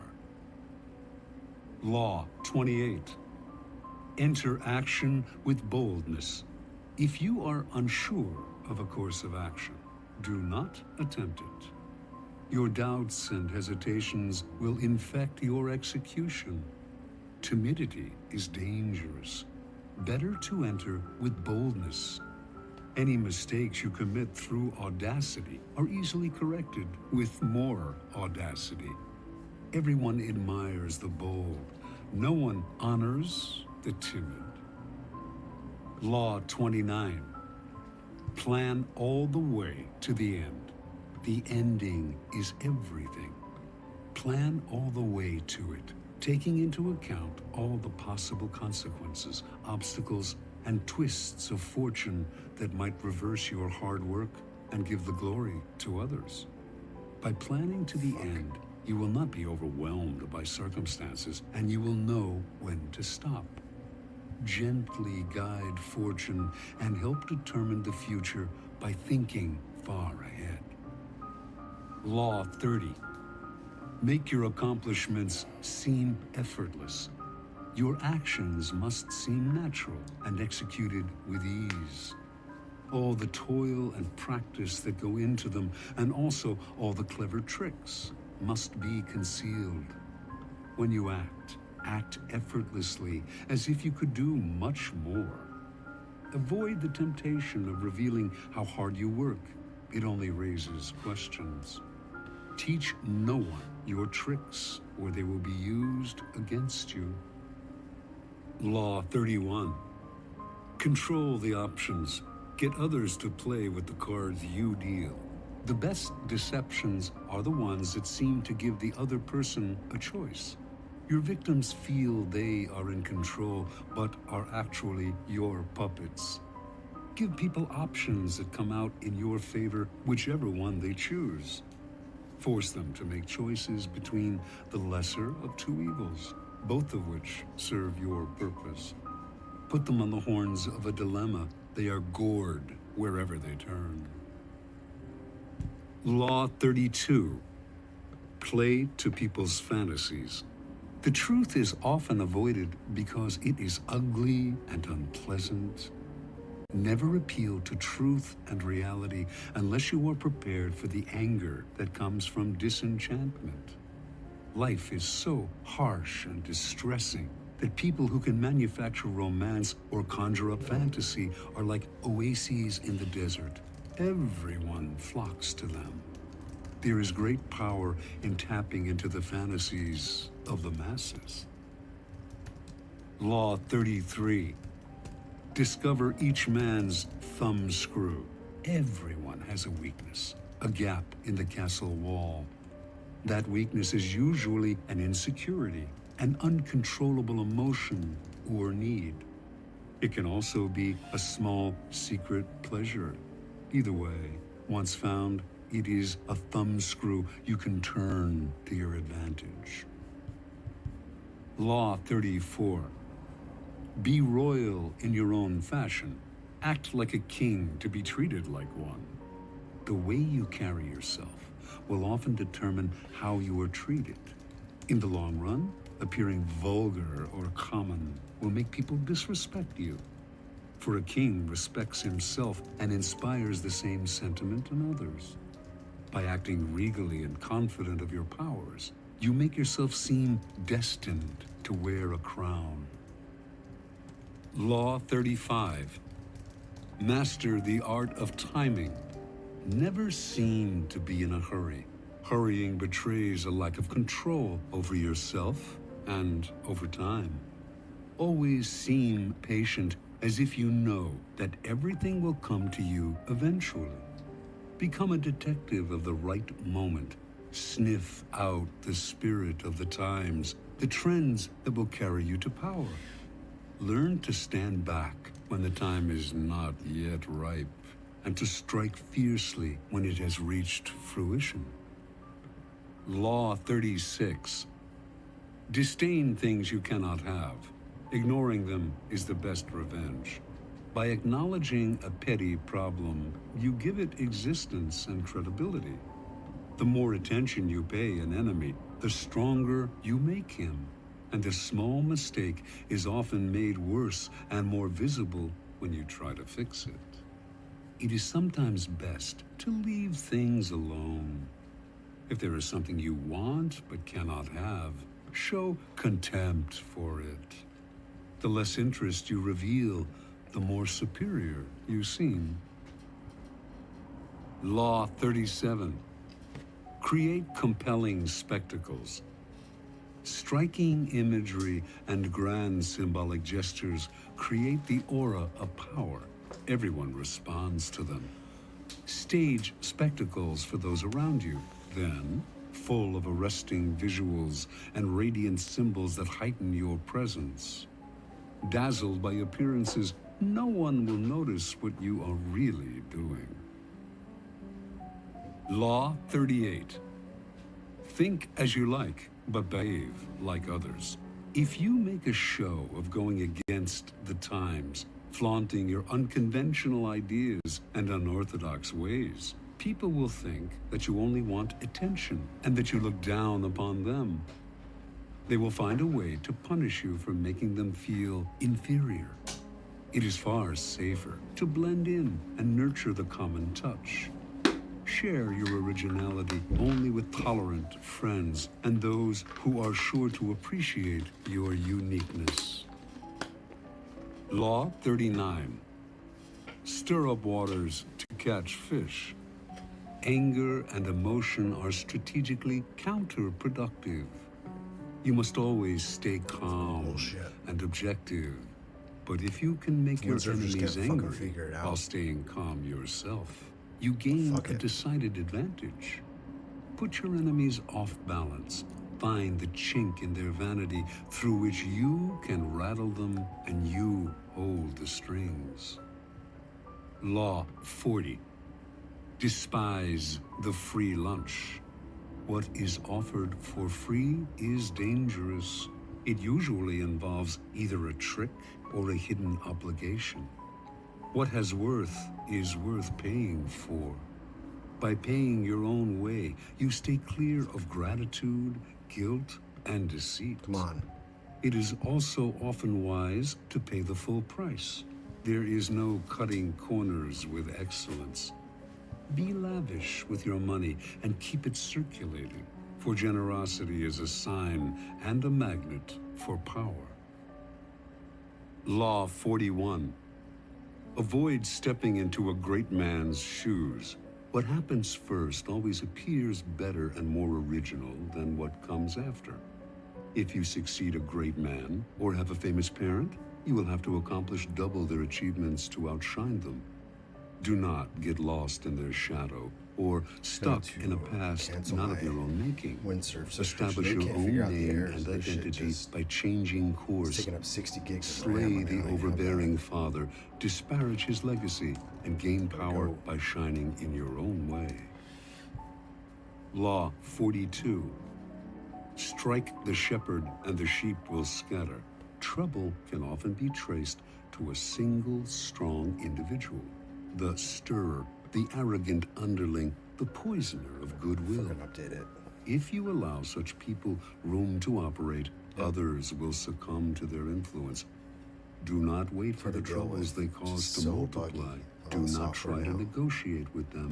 They are irredeemable. Neutralize their influence by isolating or banishing them. Strike at the source of the trouble, and the sheep will scatter. Law 43. Work on the hearts and minds of others. Coercion creates a reaction that will eventually work against you. You must seduce others into wanting to move in your direction. A person you have seduced becomes your loyal pawn, and the way to seduce others is to operate on their individual psychologies and weaknesses. Soften up the resistant by working on their emotions, playing on what they hold dear and what they fear. Ignore the hearts and minds of others, and they will grow to hate you. Law 44. Disarm and infuriate with the mirror effect. The mirror reflects reality, but it is also the perfect tool for deception. Have to code this shit. When you mirror your enemies, doing exactly as they do, they cannot figure out your strategy. The mirror effect mocks and humiliates them, making them overreact. By holding up a mirror to their psyches, you seduce them with the illusion that you share their values. By holding up a mirror to their actions, you teach them a lesson. Few can resist the power of the mirror effect. Law 45. Preach the need for change, but never reform too much at once. Everyone understands the need for change in the abstract, but on the day-to-day level, people are creatures of habit. Too much innovation is traumatic and will lead to revolt.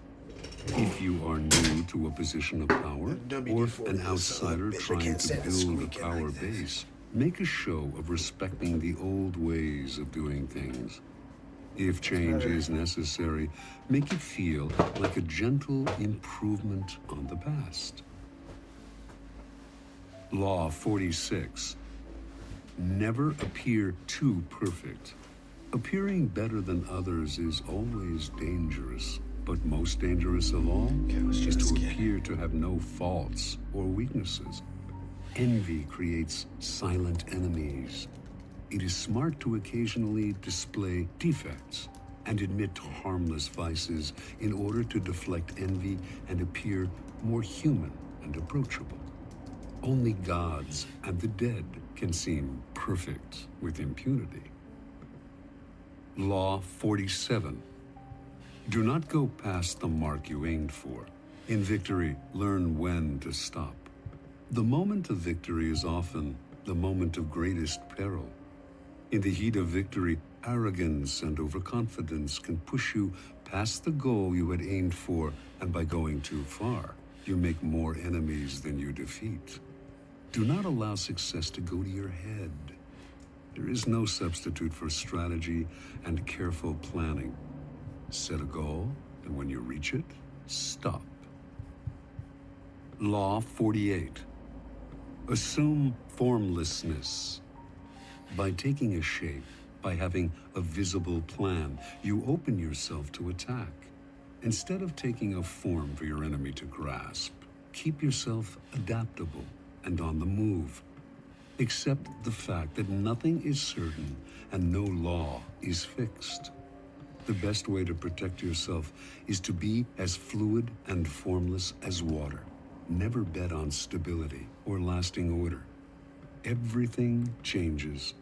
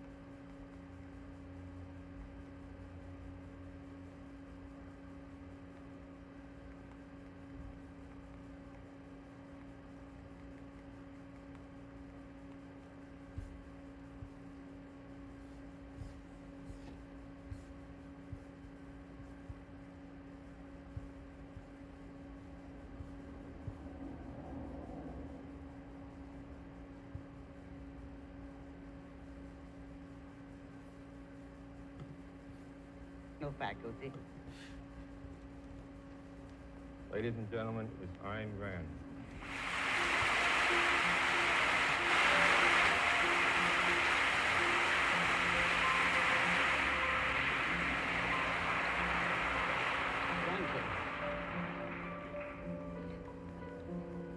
Ladies and gentlemen, to begin at the beginning in one's approach to political economy and to the evaluation of various social systems, one must begin by identifying man's nature. That is, those essential characteristics which distinguish him from all other living species. Man's essential characteristic is his rational faculty. Man's mind is his basic means of survival, his only means of gaining knowledge.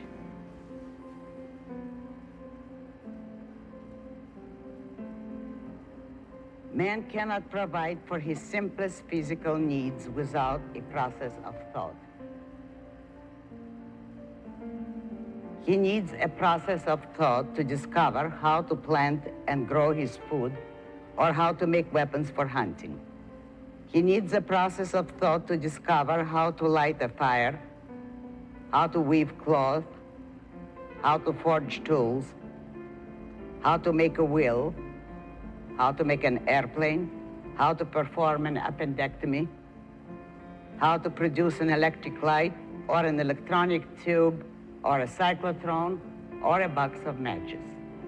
Yet his life depends on such knowledge, and only a volitional act of his consciousness, a process of thought, can provide it. A process of thought is an enormously complex process of identification and integration, which only an individual mind can perform.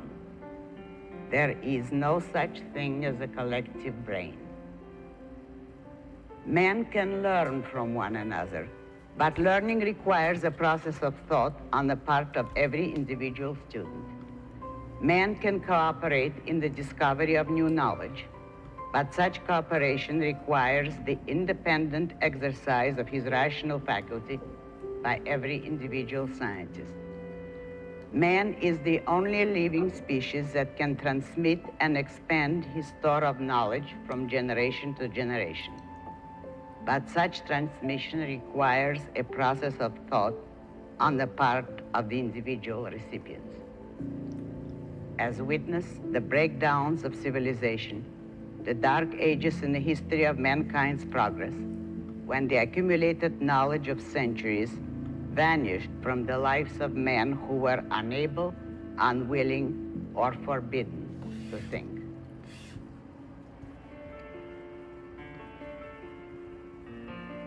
In order to sustain his life, every living species has to follow a certain course of action required by its nature.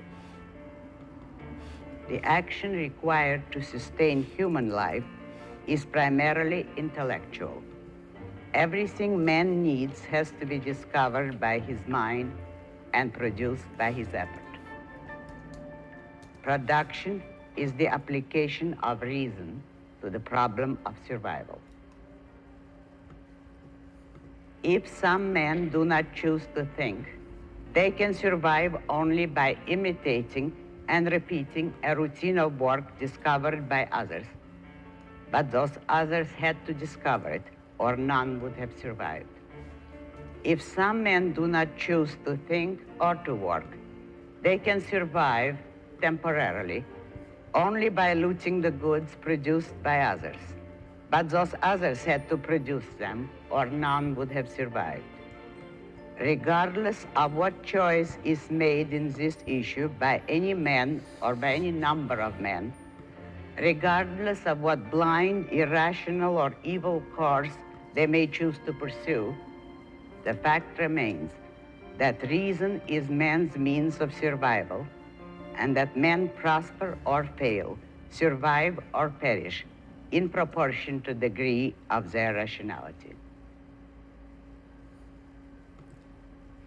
Since knowledge, thinking, and rational actions are properties of the individual, Since the choice to exercise his rational faculty or not depends on the individual, man's survival requires that those who think be free of the interference of those who don't.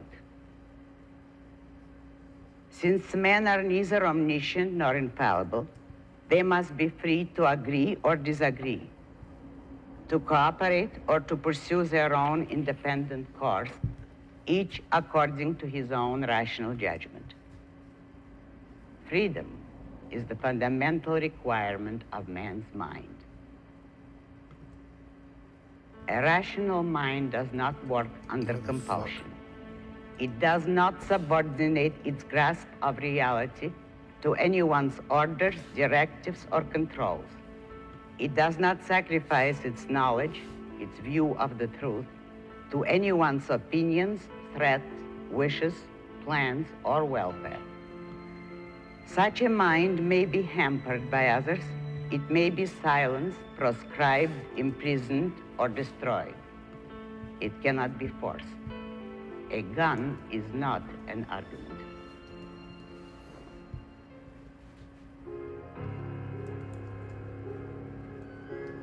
The social recognition of man's rational nature, of the connection between his survival and his use of reason, is the concept of individual rights. Rights are a moral principle defining and sanctioning a man's freedom of action in a social context. They are derived from man's nature as a rational being and represent a necessary condition of his particular mode of survival. The right to life is the source of all rights, including the right to property. For a fuller discussion of rights, I refer you to my articles on men's rights and the nature of government in my book, Capitalism, the Unknown Ideal. In regard to political economy, property rights require special emphasis. Man has to work and produce in order to support his life. He has to support his life by his own effort and by the guidance of his own mind. If he cannot dispose of the product of his effort, he cannot dispose of his effort. What the fuck? If he cannot dispose of his effort, he cannot dispose of his life. Without property rights, no other rights can be practiced. Oh, this is terrible. Now, bearing these facts in mind, consider the question of what social system is appropriate to man. A social system is a set of moral, political, economic principles embodied in society's laws, institutions, and government, which determine the relationships, the terms of association among the men living in a given geographical area. There are only two fundamental questions, or two aspects of the same question, that determine the nature of any social system. Does a social system recognize individual rights? And does a social system ban physical force from human relationships? The answer to the second question is the practical implementation of the answer to the first. We gotta get this fixed. This is fucked up. Is man a sovereign individual who owns his person, his mind, his life, his work, and its product? Or is he the property of the tribe, the state, the society, the collective, that may dispose of him in any way it pleases, that may dictate his convictions, prescribe the course of his life, control his work, and expropriate his products? Does man have the right to exist for his own sake, or is he born in bondage as an indentured servant who must keep buying his life by serving the tribe, but can never acquire it free and clear? This is the first question to answer. The rest is consequences and practical implementations. The basic issue is only, is man free? In mankind's history, capitalism is the only system that answers yes. Capitalism is a social system based on the recognition of individual rights, including property rights, in which all property is privately owned. The recognition of individual rights entails the banishment of physical force from human relationships. Basically, rights can be violated only by means of force. In a capitalist society, no man or group may initiate the use of physical force against others. The only function of the government in such a society is the task of protecting man's rights. That is, the task of protecting him from physical force. The government acts as the agent of man's right of self-defense and may use force only in retaliation and only against those who initiate its use. Thus, the government is the means of placing the retaliatory use of force under objective control. It is the basic metaphysical fact of man's nature, the connection between his survival and his use of reason, that capitalism recognizes and protects. In a capitalist society, all human relationships are voluntary.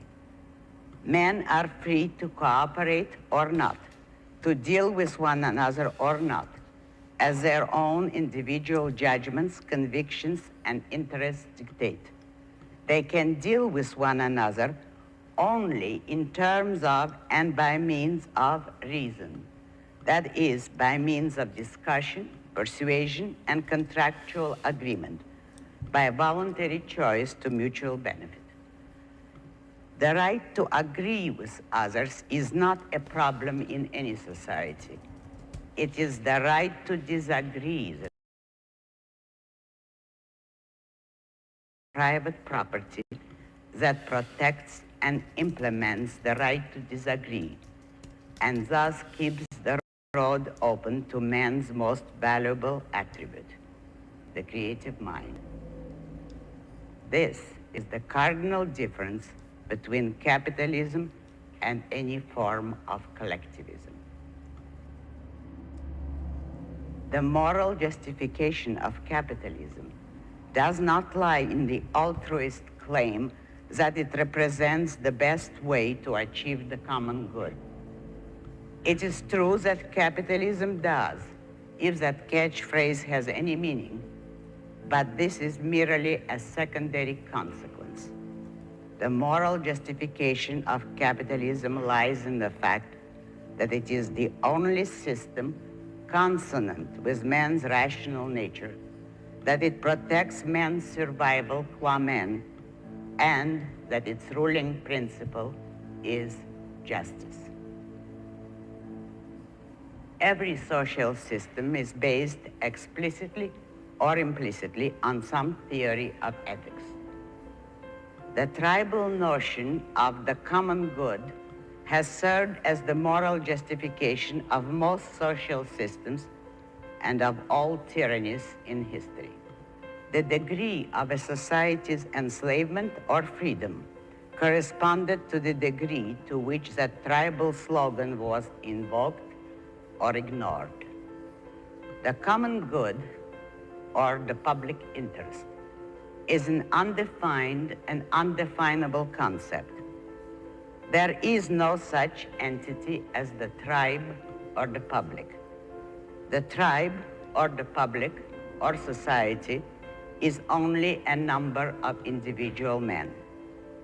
Nothing can be good for the tribe as such.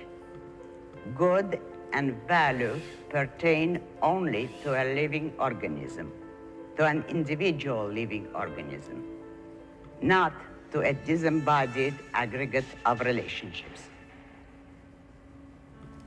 When the common good of a society is regarded as something apart from and superior to the individual good of its members, It means that the good of some men takes precedence over the good of others, with those others consigned to the status of sacrificial animals.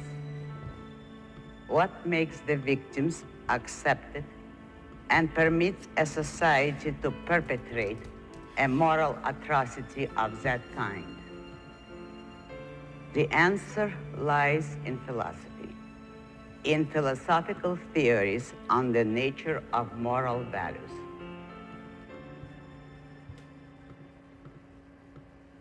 There are, in essence, three schools of thought on the nature of the good: the intrinsic, the subjective, and the objective. The intrinsic theory holds that the good is inherent in certain things or actions as such, regardless of their context and consequences, regardless of any benefit or injuries they may cause to the actors and subjects involved. It is a theory that divorces the concept of good from beneficiaries and the concept of value from valuer and purpose, claiming that the good is good in, by, and of itself. The subjective theory holds that the good bears no relation to the facts of reality, that it is the product of a man's consciousness, created by his feelings, desires, intuitions, or whims, and that it is merely an arbitrary postulate or an emotional commitment. The intrinsic theory holds that the good resides in some sort of reality independent of man's consciousness. The subjective theory holds that the good resides in man's consciousness independent of reality. The objective theory holds that the good is neither an attribute of things in themselves nor of man's emotional states, but an evaluation of the facts of reality by man's consciousness according to a rational standard of value.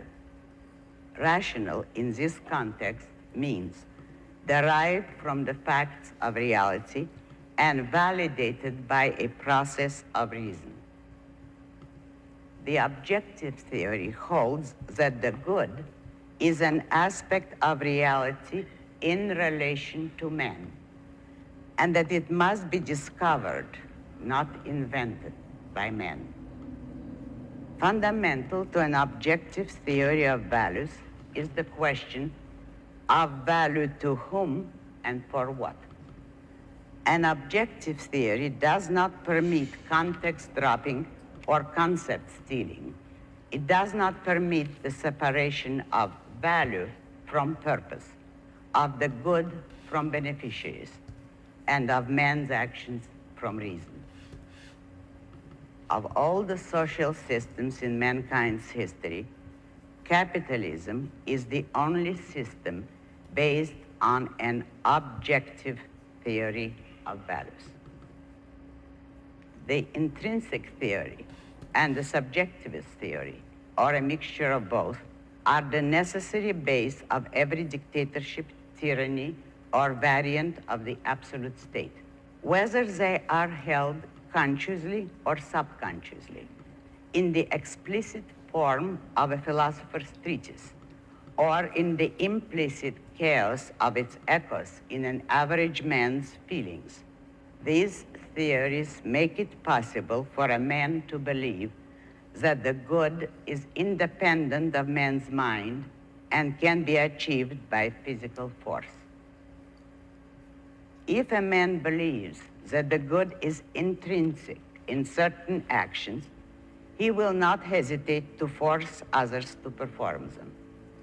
If he believes that the human benefit or injury caused by such actions is of no significance, he will regard a sea of blood as of no significance.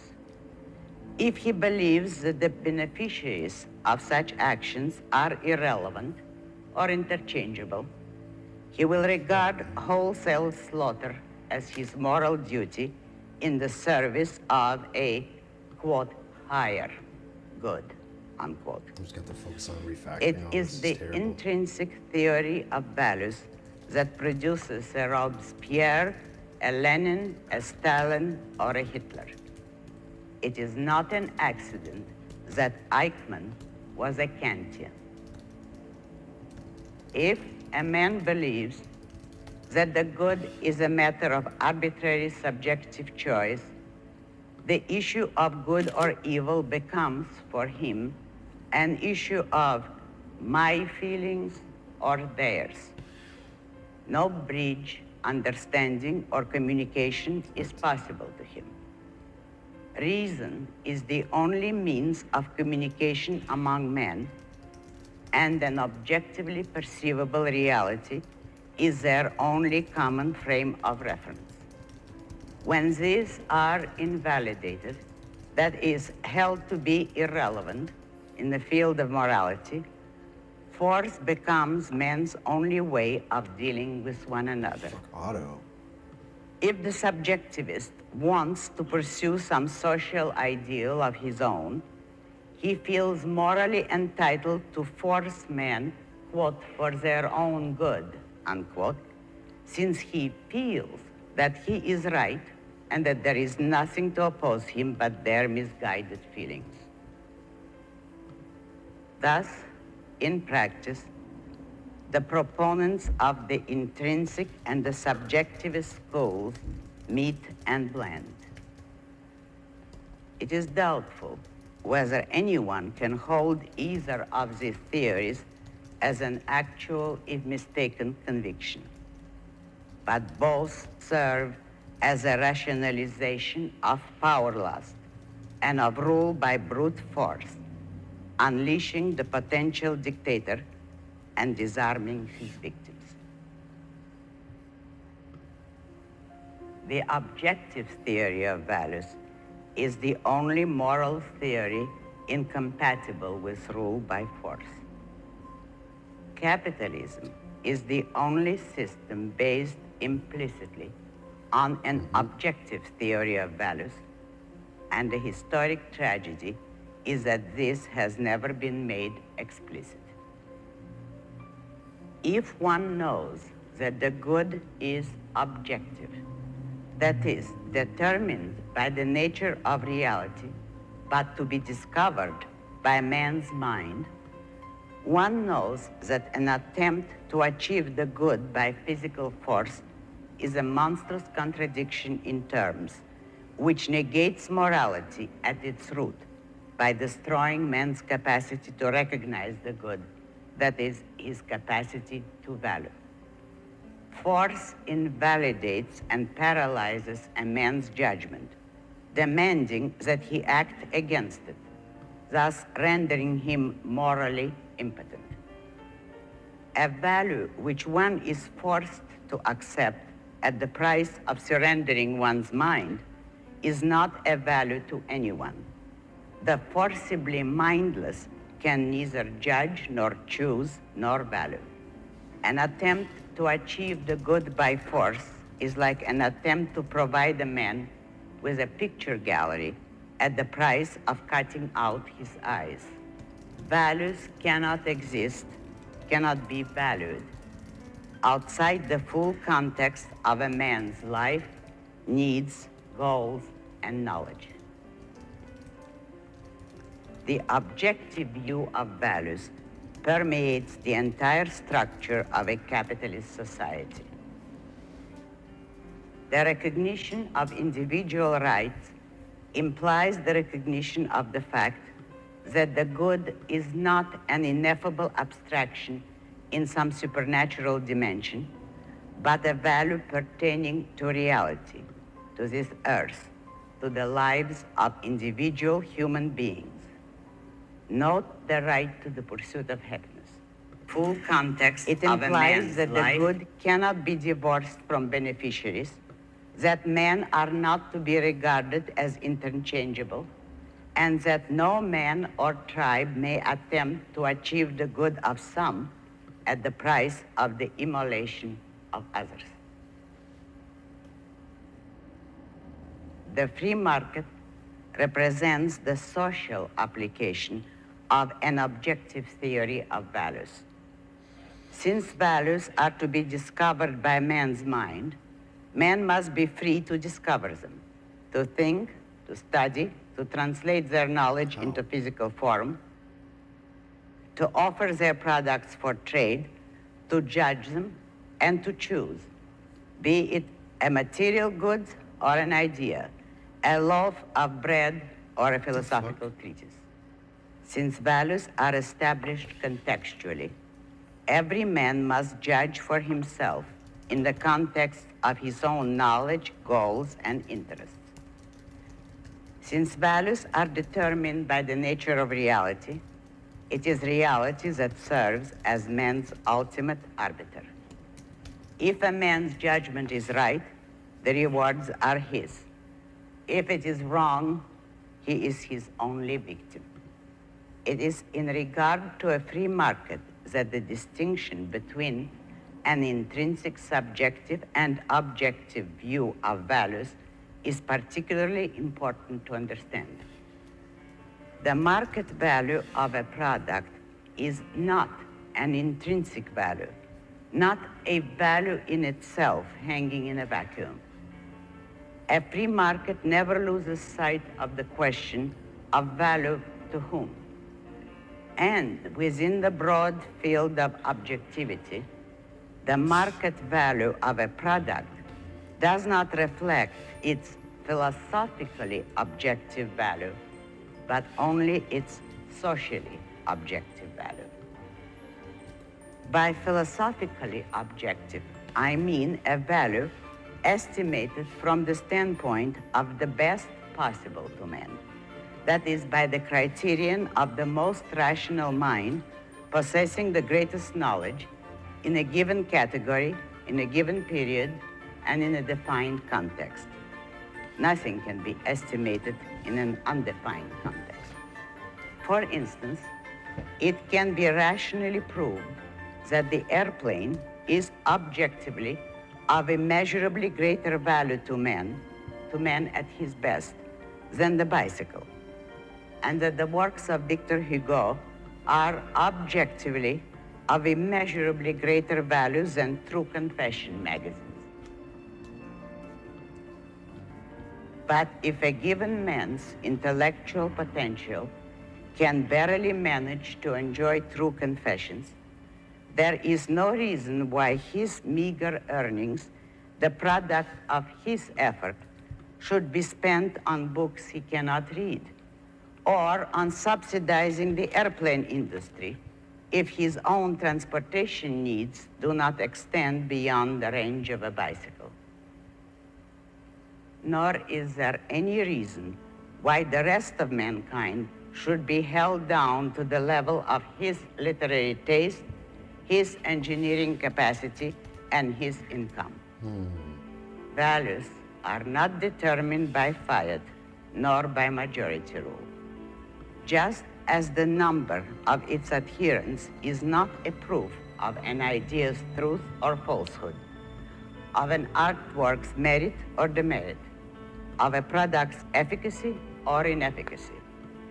So the free market value of goods or services does not necessarily represent their philosophically objective value, but only their socially objective value. That is, the sum of the individual judgments of all the men involved in trade at a given time, the sum of what they valued, each in the context of his own life. Thus, a manufacturer of lipstick may well make a greater fortune than a manufacturer of microscopes, even though it can be rationally demonstrated that microscopes are scientifically more valuable than lipstick. But valuable to whom? A microscope is of no value to a little stenographer struggling to make a living. A lipstick to her may mean the difference between self-confidence and self-doubt, between glamour and drudgery. This does not mean, however, that the values ruling a free market are subjective. If the stenographer spends all her money on cosmetics and has none left to pay for the use of a microscope, for a visit to the doctor, when she needs it, she learns a better method of budgeting her income. The free market serves as her teacher. She has no way to penalize others for her mistakes. If she budgets rationally, the microscope is always available to serve her own specific needs and no more as far as she is concerned. She is not taxed to support an entire hospital, a research laboratory, or a spaceship's journey to the moon. Within her own productive power, she does pay a part of the cost of scientific achievements when and as she needs them. She has no social duty. Her own life is her only responsibility, and the only thing that the capitalist system requires of her is the thing that nature requires, rationality. That is, that she live and act to the best of her own judgment. Within every category of goods and services offered on a free market, it is the purveyor of the best product at the cheapest price who wins the greatest financial rewards in that field. Not automatically, nor immediately, nor by fiat, but by virtue of the free market, which teaches every participant to look for the objective best within the category of his own competence, and penalizes those who act on irrational considerations. Now observe that the free market does not level men down to some common denominator, that the intellectual criteria of the majority do not rule a free market or a free society, and that the exceptional men, the innovators, the intellectual giants, are not held down by the majority. In fact, it is the members of this exceptional minority who lift the whole of a free society to the level of their own achievements, while rising further and ever further. A free market is a continuous process that cannot be held still, an upward process that demands the best, the most rational, of every man and rewards him accordingly. While the majority have barely assimilated the value of the automobile, the creative minority introduces the airplane. The majority learn by demonstration. The minority is free to demonstrate. The philosophically objective value of a new product serves as the teacher for those who are willing to exercise their rational faculty, each to the extent of his ability. Those who are unwilling remain unrewarded, as well as those who aspire to more than their ability produces. The stagnant, the irrational, the subjectivist have no power to stop their betters. The small minority of adults who are unable rather than unwilling to work have to rely on voluntary charity. Misfortune is not a claim to slave labor. There is no such thing as the right to consume, control, and destroy those without whom one would not be able to survive. As to depressions and mass unemployment, they are not caused by the free market, but by government interference into the economy. The mental parasites, the imitators who attempt to cater to what they think is the public's known taste, are constantly being beaten by the innovators, whose products raise the public's knowledge and taste to ever higher levels. It is in this sense that the free market is ruled not by the consumers, but by the producers. The most successful ones are those who discover new fields of production, fields which had not been known to exist. A given product may not be appreciated at once, particularly if it is too radical an innovation. But barring irrelevant accidents, it wins in the long run. It is in this sense that the free market is not ruled by the intellectual criteria of the majority, which prevail only at and for any given moment. The free market is ruled by those who are able to see and plan long range.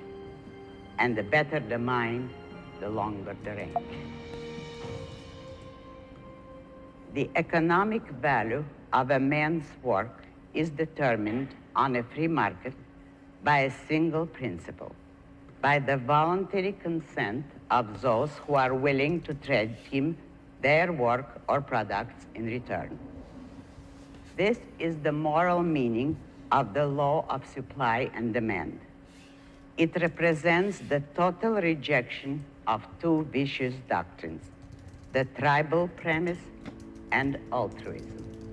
It represents the recognition of the fact that man is not the property nor the servant of the tribe, that a man works in order to support his own life, as by his nature he must, that he has to be guided by his own rational self-interest, and if he wants to trade with others, he cannot expect sacrificial victims. That is, he cannot expect to receive values without trading commensurate values in return. The sole criterion of what is commensurate in this context is the free, voluntary, uncoerced judgment of the traders. The magnificent progress achieved by capitalism in a brief span of time, the spectacular improvement in the conditions of man's existence on Earth, is a matter of historical record. It is not to be hidden, evaded, or explained away by all the propaganda of capitalism's enemies. But what needs special emphasis is the fact that this progress was achieved by non-sacrificial means. Progress cannot be achieved by forced privations, by squeezing a so-called social surplus out of starving victims. Progress can come only out of individual surplus. That is, from the work, the energy, the creative overabundance of those men whose ability produces more than their personal consumption requires, those who are intellectually and financially able to seek the new, to improve on the known, to move forward. In a capitalist society where such men are free to function and to take their own risks, progress is not a matter of sacrificing to some distant future. It is part of the living present. It is the normal and natural. It is achieved as and while men live and enjoy their lives. Now consider the alternative, the tribal society, where all men throw their efforts, values, ambitions, and goals into a tribal pool or common pot, then wait hungrily at its rim while the leader of a clique of cooks stirs it with a bayonet in one hand and a blank check on all their lives in the other. The most consistent example of such a system is the Union of Socialist Soviet Republics. AI coding, it sucks. Half a century ago, the Soviet rulers commanded their subjects to be patient, bear privations, and make sacrifices for the sake of industrializing the country, promising that this was only temporary, that industrialization would bring them abundance, and Soviet progress would surpass the capitalistic West. Today, Soviet Russia is still unable to feed her people, while the rulers scramble to copy, borrow, or steal the technological achievements of the West. Industrialization is not a static goal. It is a dynamic process with a rapid rate of obsolescence. So the wretched serfs of a planned tribal economy who starved while waiting for electric generators and tractors are now starving while waiting for atomic power and interplanetary travel. Thus, in a people's state, the progress of science is a threat to the people, and every advance is taken out of the people's shrinking hides. This was not the history of capitalism. America's abundance was not created by public sacrifices to the common good, but by the productive genius of free men who pursued their own personal interests and the making of their own private fortunes. They did not starve the people to pay for America's industrialization. They gave the people better jobs, higher wages, and cheaper goods with every new machine they invented, with every scientific discovery or technological advance. And thus the whole country was moving forward and profiting, not suffering every step of the way.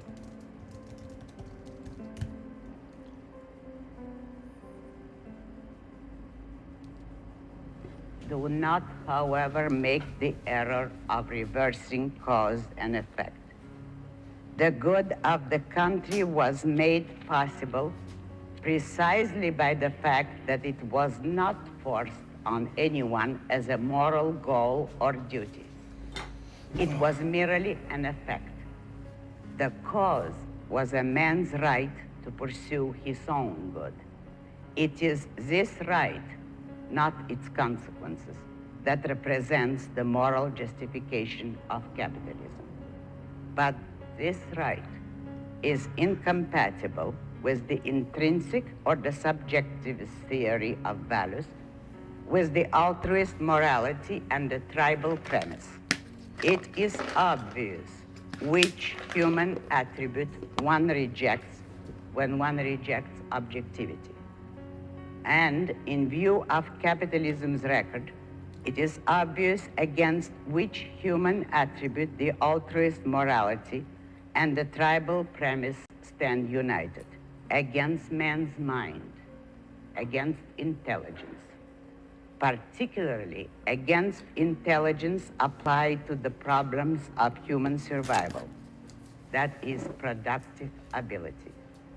While altruism seeks to rob intelligence of its rewards by asserting that the moral duty of the competent is to serve the incompetent and sacrifice themselves to anyone's need, the tribal premise goes a step further. It denies the existence of intelligence and of its role in the production of wealth. It is morally obscene to regard wealth as an anonymous tribal product and to talk about redistributing it. The view that wealth is the result of some undifferentiated collective process, that we all did something and it's impossible to tell who did what, therefore some sort of equalitarian distribution is necessary, might have been appropriate in the primordial jungle with a savage horde moving boulders by crude physical labor. Though even there, someone had to initiate and organize the moving. To hold that view in an industrial society where individual achievements are a matter of public record is so crass an evasion that even to give it the benefit of the doubt is an obscenity. AI is just shit. Observe how seldom and how inadequately The issue of human intelligence is discussed in the writings of the tribal statist altruist theoreticians. Observe how carefully today's advocates of a mixed economy avoid and evade any mention of intelligence or ability in their approach to political-economic issues, in their claims, demands, and pressure group warfare over the looting of the, quote, total social product. It is often asked, why was capitalism destroyed in spite of its incomparably beneficent record? The answer lies in the realm of philosophy. Capitalism could not survive in a culture dominated by mysticism and altruism. No social system and no human institution or activity of any kind can survive without a moral base. On the basis of the altruist morality, capitalism had to be and was damned from the start. The guiltiest men today are not the collectivists.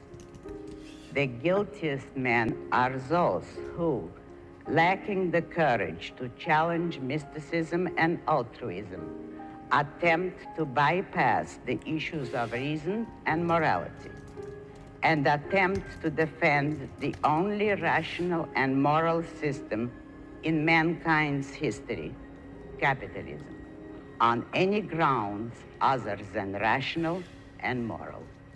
Thank you.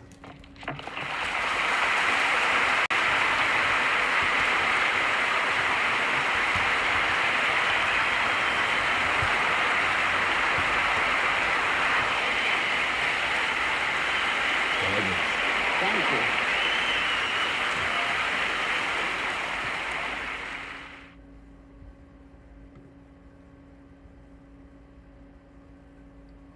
They don't all upload it.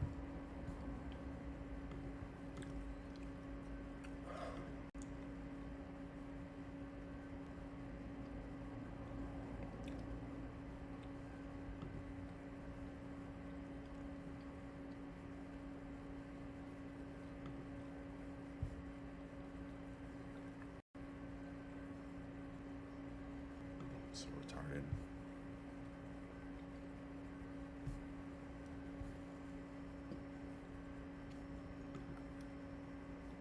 Just gonna get this fucking working. It's not it. I don't give a shit. I'm gonna leave that. I don't care.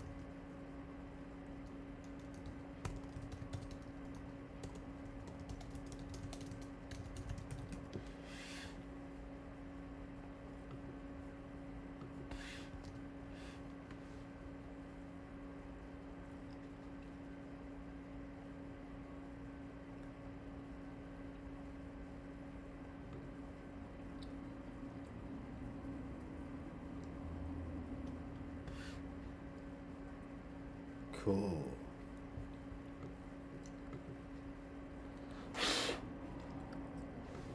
These projects are getting in such fucking terrible state because of AI. I got too reckless with it.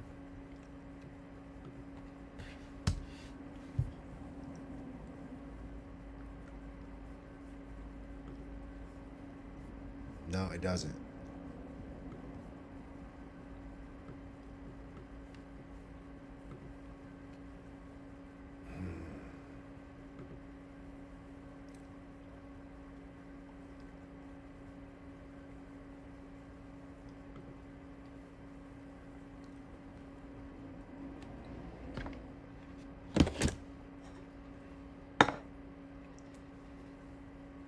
Look on it, for fuck's sake. God damn it.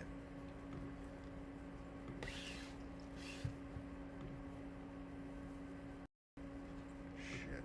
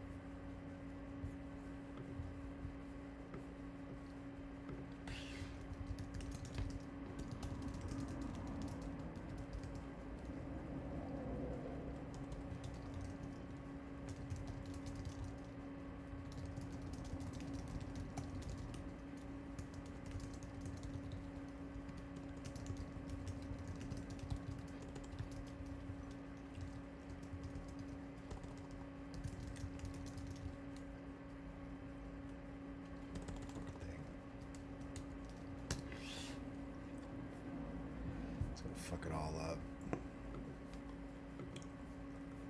Fucking they can't do shit. Ah, it's so annoying.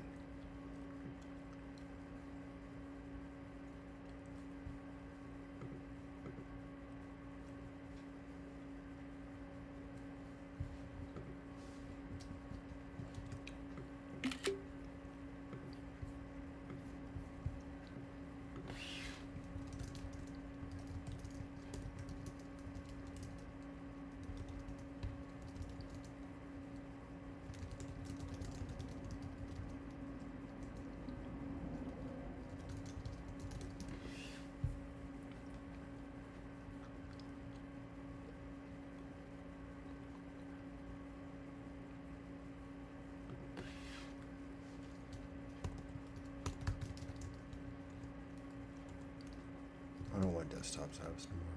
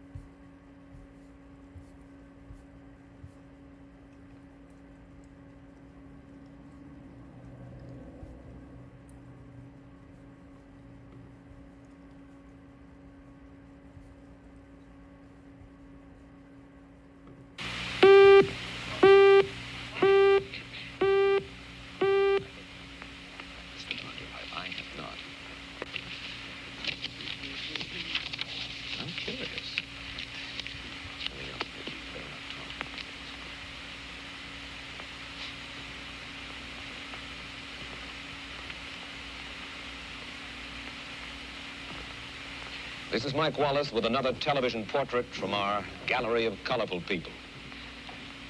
Throughout the United States, small pockets of intellectuals have become involved in a new and unusual philosophy which would seem to strike at the very roots of our society. The fountainhead of this philosophy is a novelist, Ayn Rand, whose two major works, The Fountainhead and Atlas Shrugged, have been bestsellers. We'll try to find out more about her revolutionary creed and about Miss Rand herself in just a moment. And now to our story. Down through history, various political and philosophical movements have sprung up, but most of them have died. Some, however, like democracy or communism, take hold and affect the entire world. Here in the United States, perhaps the most challenging and unusual new philosophy has been forged by a novelist, Ayn Rand. Miss Rand's point of view is still comparatively unknown in America, but if it ever did take hold, it would revolutionize our lives. And Ayn, to begin with, I wonder if I can ask you to capsulize, I know this is difficult, can I ask you to capsulize your philosophy? What is Randism? First of all, I do not call it Randism, and I don't like that name. I call it objectivism. All right. Meaning a philosophy based on objective reality. Now, let me explain it as briefly as I can. First, my philosophy is based on the concept that reality exists as an objective absolute. That man's mind, reason, is his means of perceiving it. And that man needs a rational morality. I am primarily the creator of a new code of morality, which has so far been believed impossible, namely, a morality not based on faith.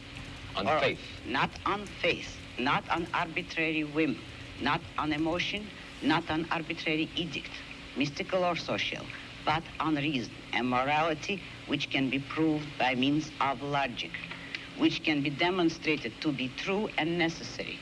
All right, all right. Now, may I define what my morality is? All right. Because this is merely an introduction. My morality is based on man's life as a standard of value. And since man's mind is his basic means of survival, I hold that if man wants to live on Earth and to live as a human being, he has to hold reason as an absolute, by which I mean that he has to hold reason as his only guide to action, and that he must live by the independent judgment of his own mind, that his highest moral purpose is the achievement of his own happiness, and that he must not force other people, nor accept their right to force him, that each man must live as an end in himself and follow his own rational self-interest. May I interrupt now? You may.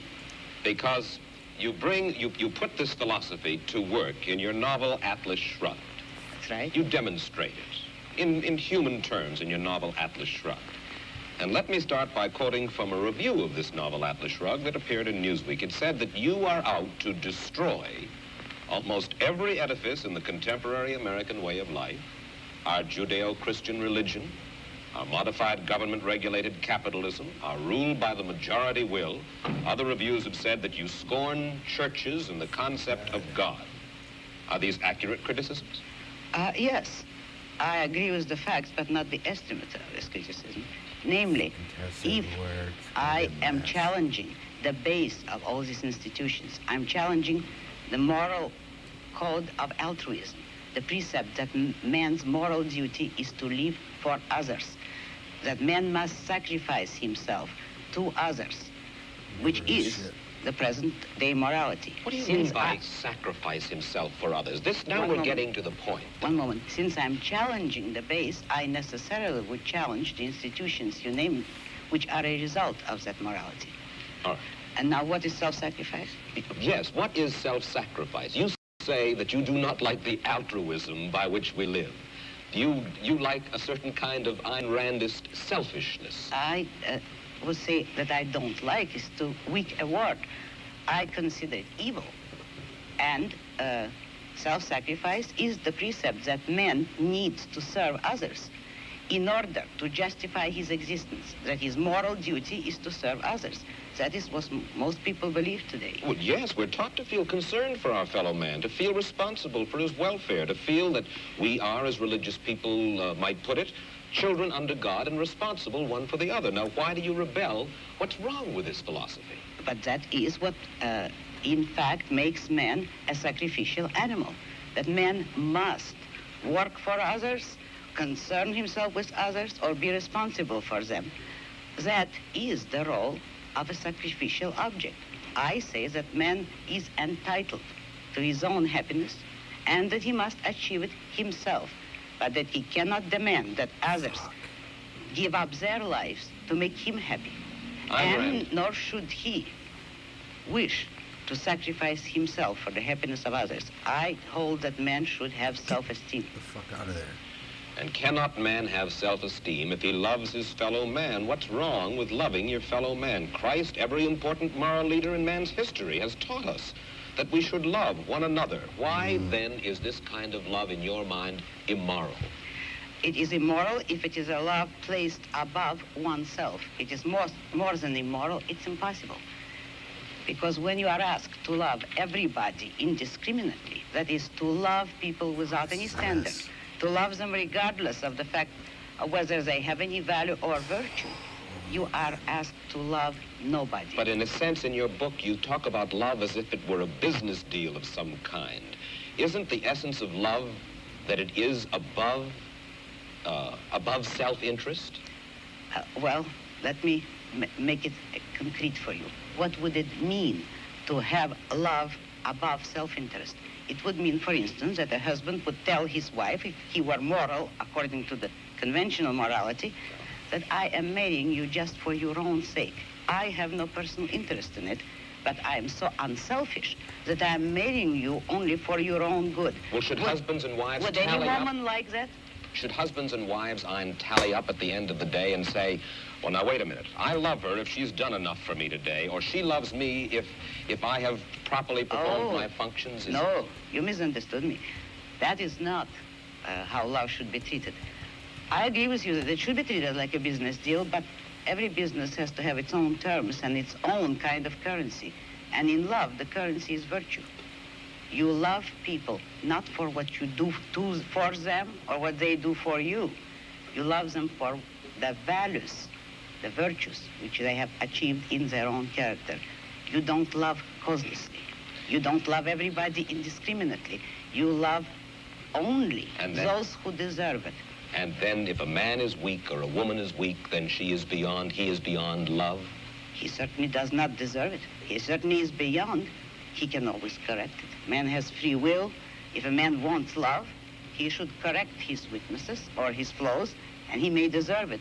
But he cannot expect the unearned, neither in love nor in money, neither in matter nor spirit. You have lived in our world, and you recognize the fallibility of human beings. There are very few of us, then, in this world, by your standards, who are worthy of love.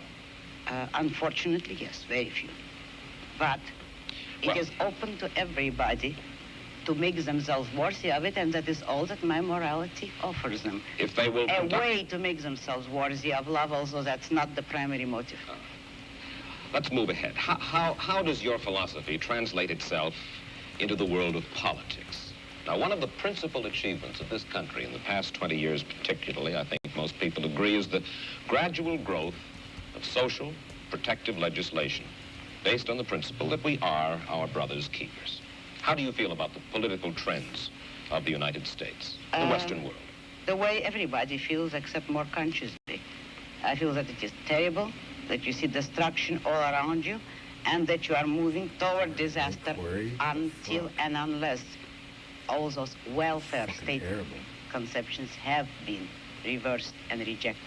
It is precisely these trends which are bringing the world to disaster, because we are now moving towards complete collectivism or socialism, a system under which everybody is enslaved to everybody.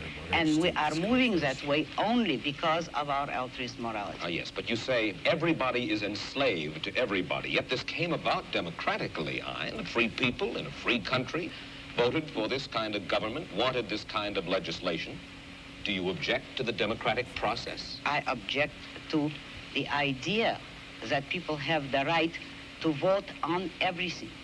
The traditional American system was a system based on the idea that majority will prevailed only in public or political affairs, and that it was limited by inalienable individual rights. Therefore, I do not believe that a majority can vote a man's life or property or freedom away from him. Therefore, I do not believe that if a majority votes on any issue, that this makes the issue right. It doesn't. All right. Then how do we arrive at action? How should we arrive at action? By voluntary consent, voluntary cooperation of free men, unforced. And how do our leaders arrive? How do we arrive at our leadership? Who elects? Who appoints? The whole people elects.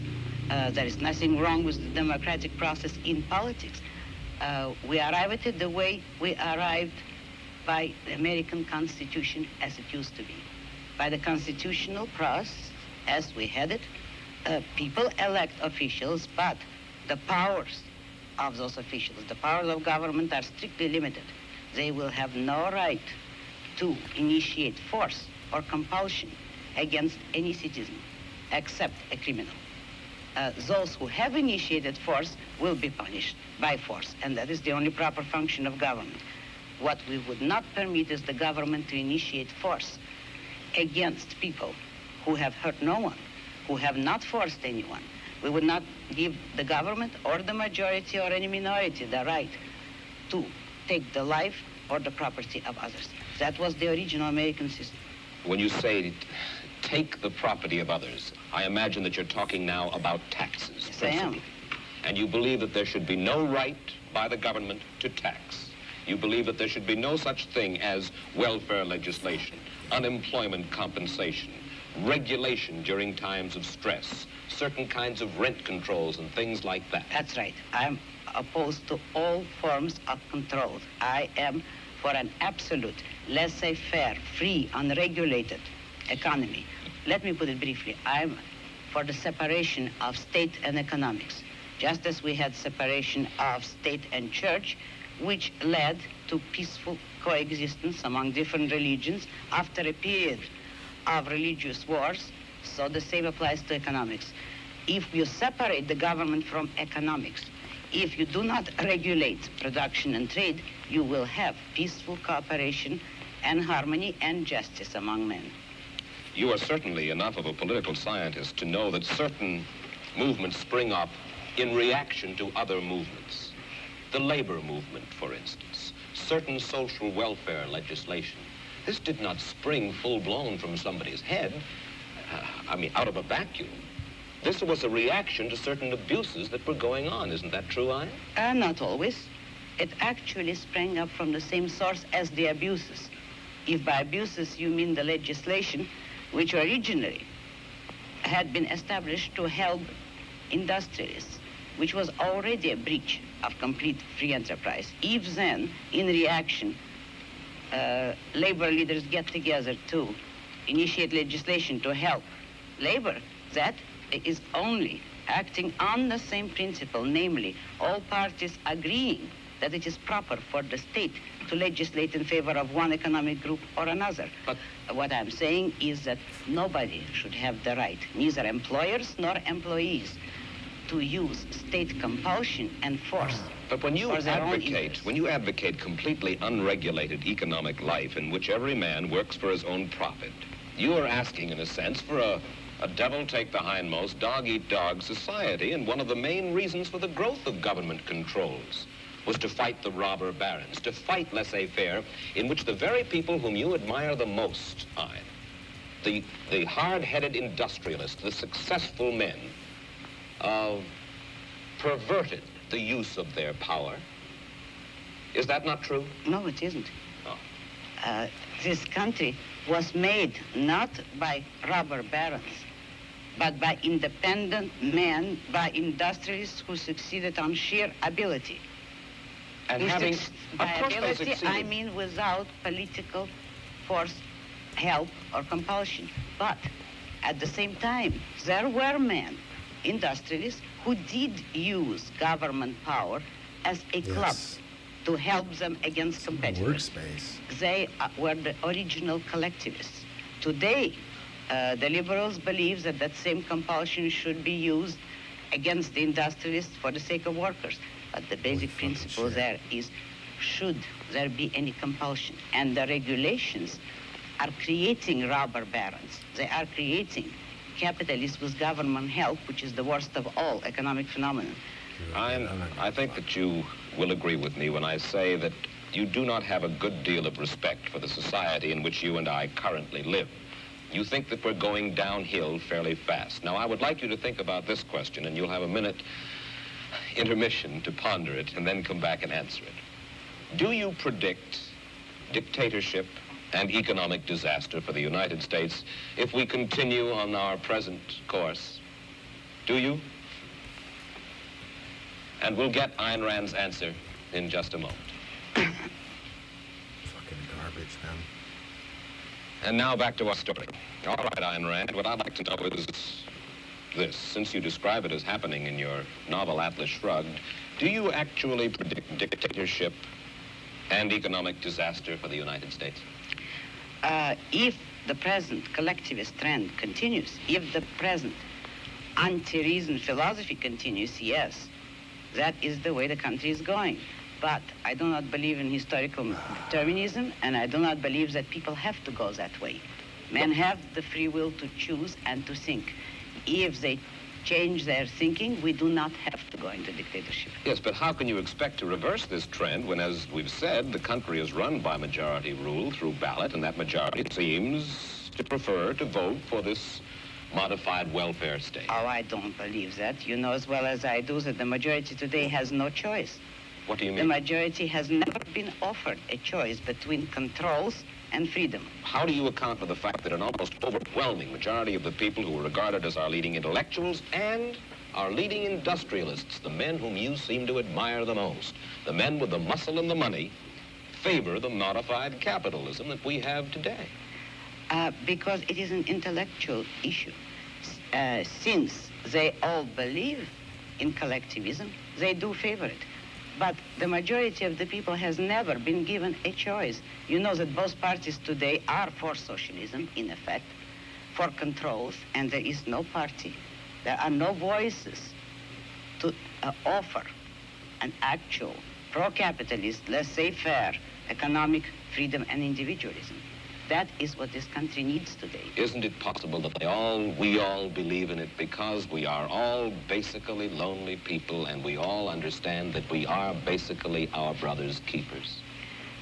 You couldn't say that you really understand it because there is no way in which you could justify it. Nobody has ever given a reason why men should be their brother's keepers, and you've had every example, and you see the examples around you of men perishing by the attempt to be their brother's keepers. You have no faith in anything? Faith? Only no. in your mind? That is not faith. That is a conviction. Yes, I have no faith at all. I only hold convictions. Who are you, Ayn Rand? When I say that, I would like to know just a little bit of your vital statistics. You have an accent which is... Russian. Russian. You were born in Russia? Yes. Came here? Oh, about 30 years ago. And whence did this philosophy of yours come? Out of my own mind, with the sole acknowledgement of a debt to Aristotle, who is the only philosopher that ever influenced me. I devised the rest of my philosophy myself. Your parents, did they die in Russia, or did they come here to the United States? No, I came here alone, and I don't know. I have no way of finding out whether they died or not. You are married? Yes. Your husband, is he an industrialist? No, he's an artist. His name is Frank O'Connor. And he, not the writer? He no, paints. not the writer. And does he live from his painting?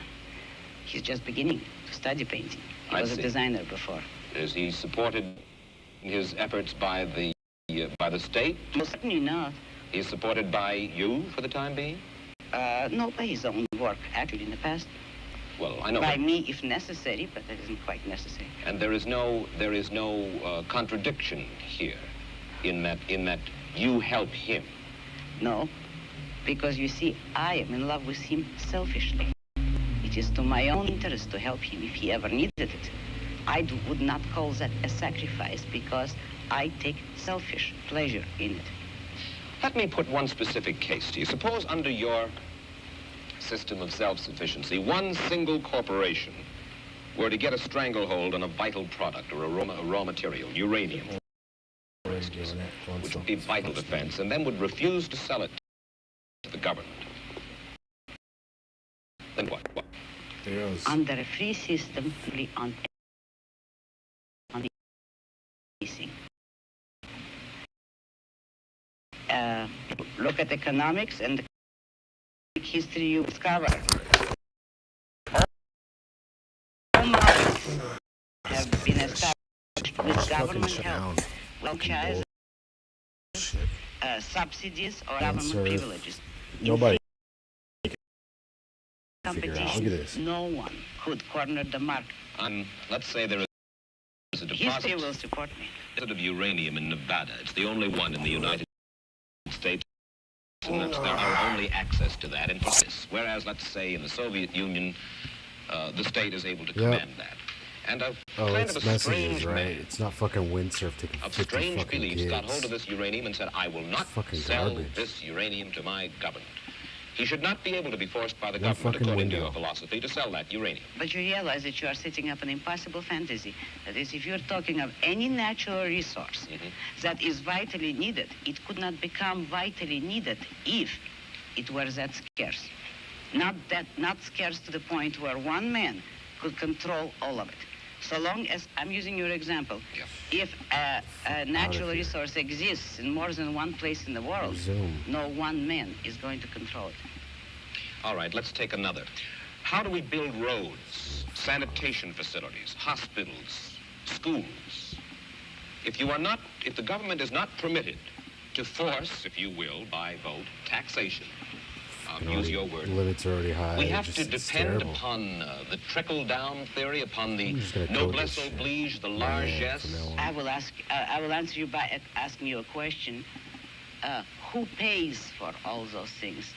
All of us pay for these things. When you admit that you want to take money by force from someone and ask me how are we going to build hospitals or roads, you admit that someone is producing the money, the wealth, that will make you admit for these things.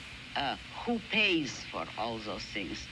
All of us pay for these things. When you admit that you want to take money by force from someone and ask me how are we going to build hospitals or roads, you admit that someone is producing the money, the wealth, that will make those roads possible.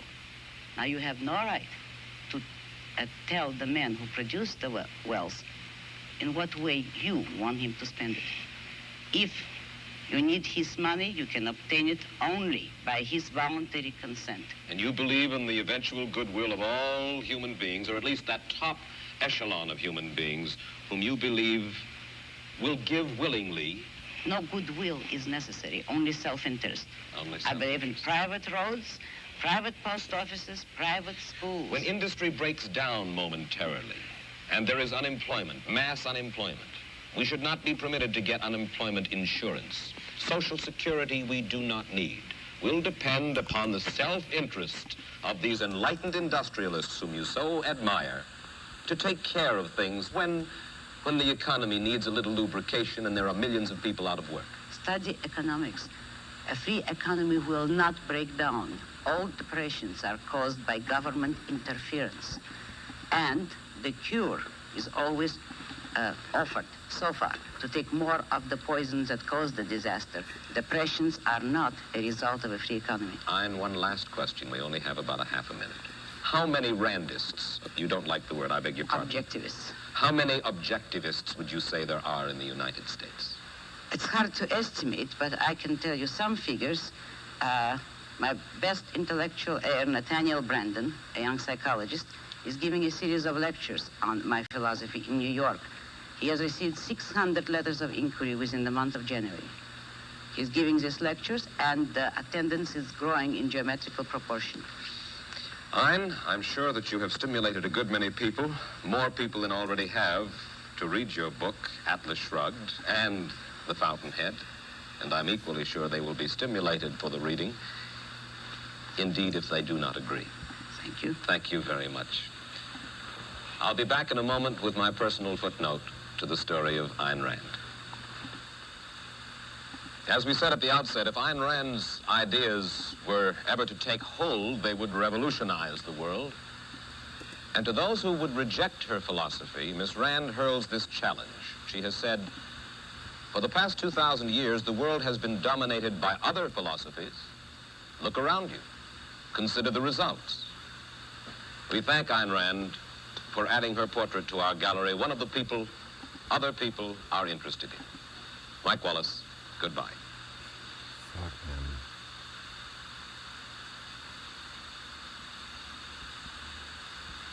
Yeah, just gonna get up. See you guys later. I can't.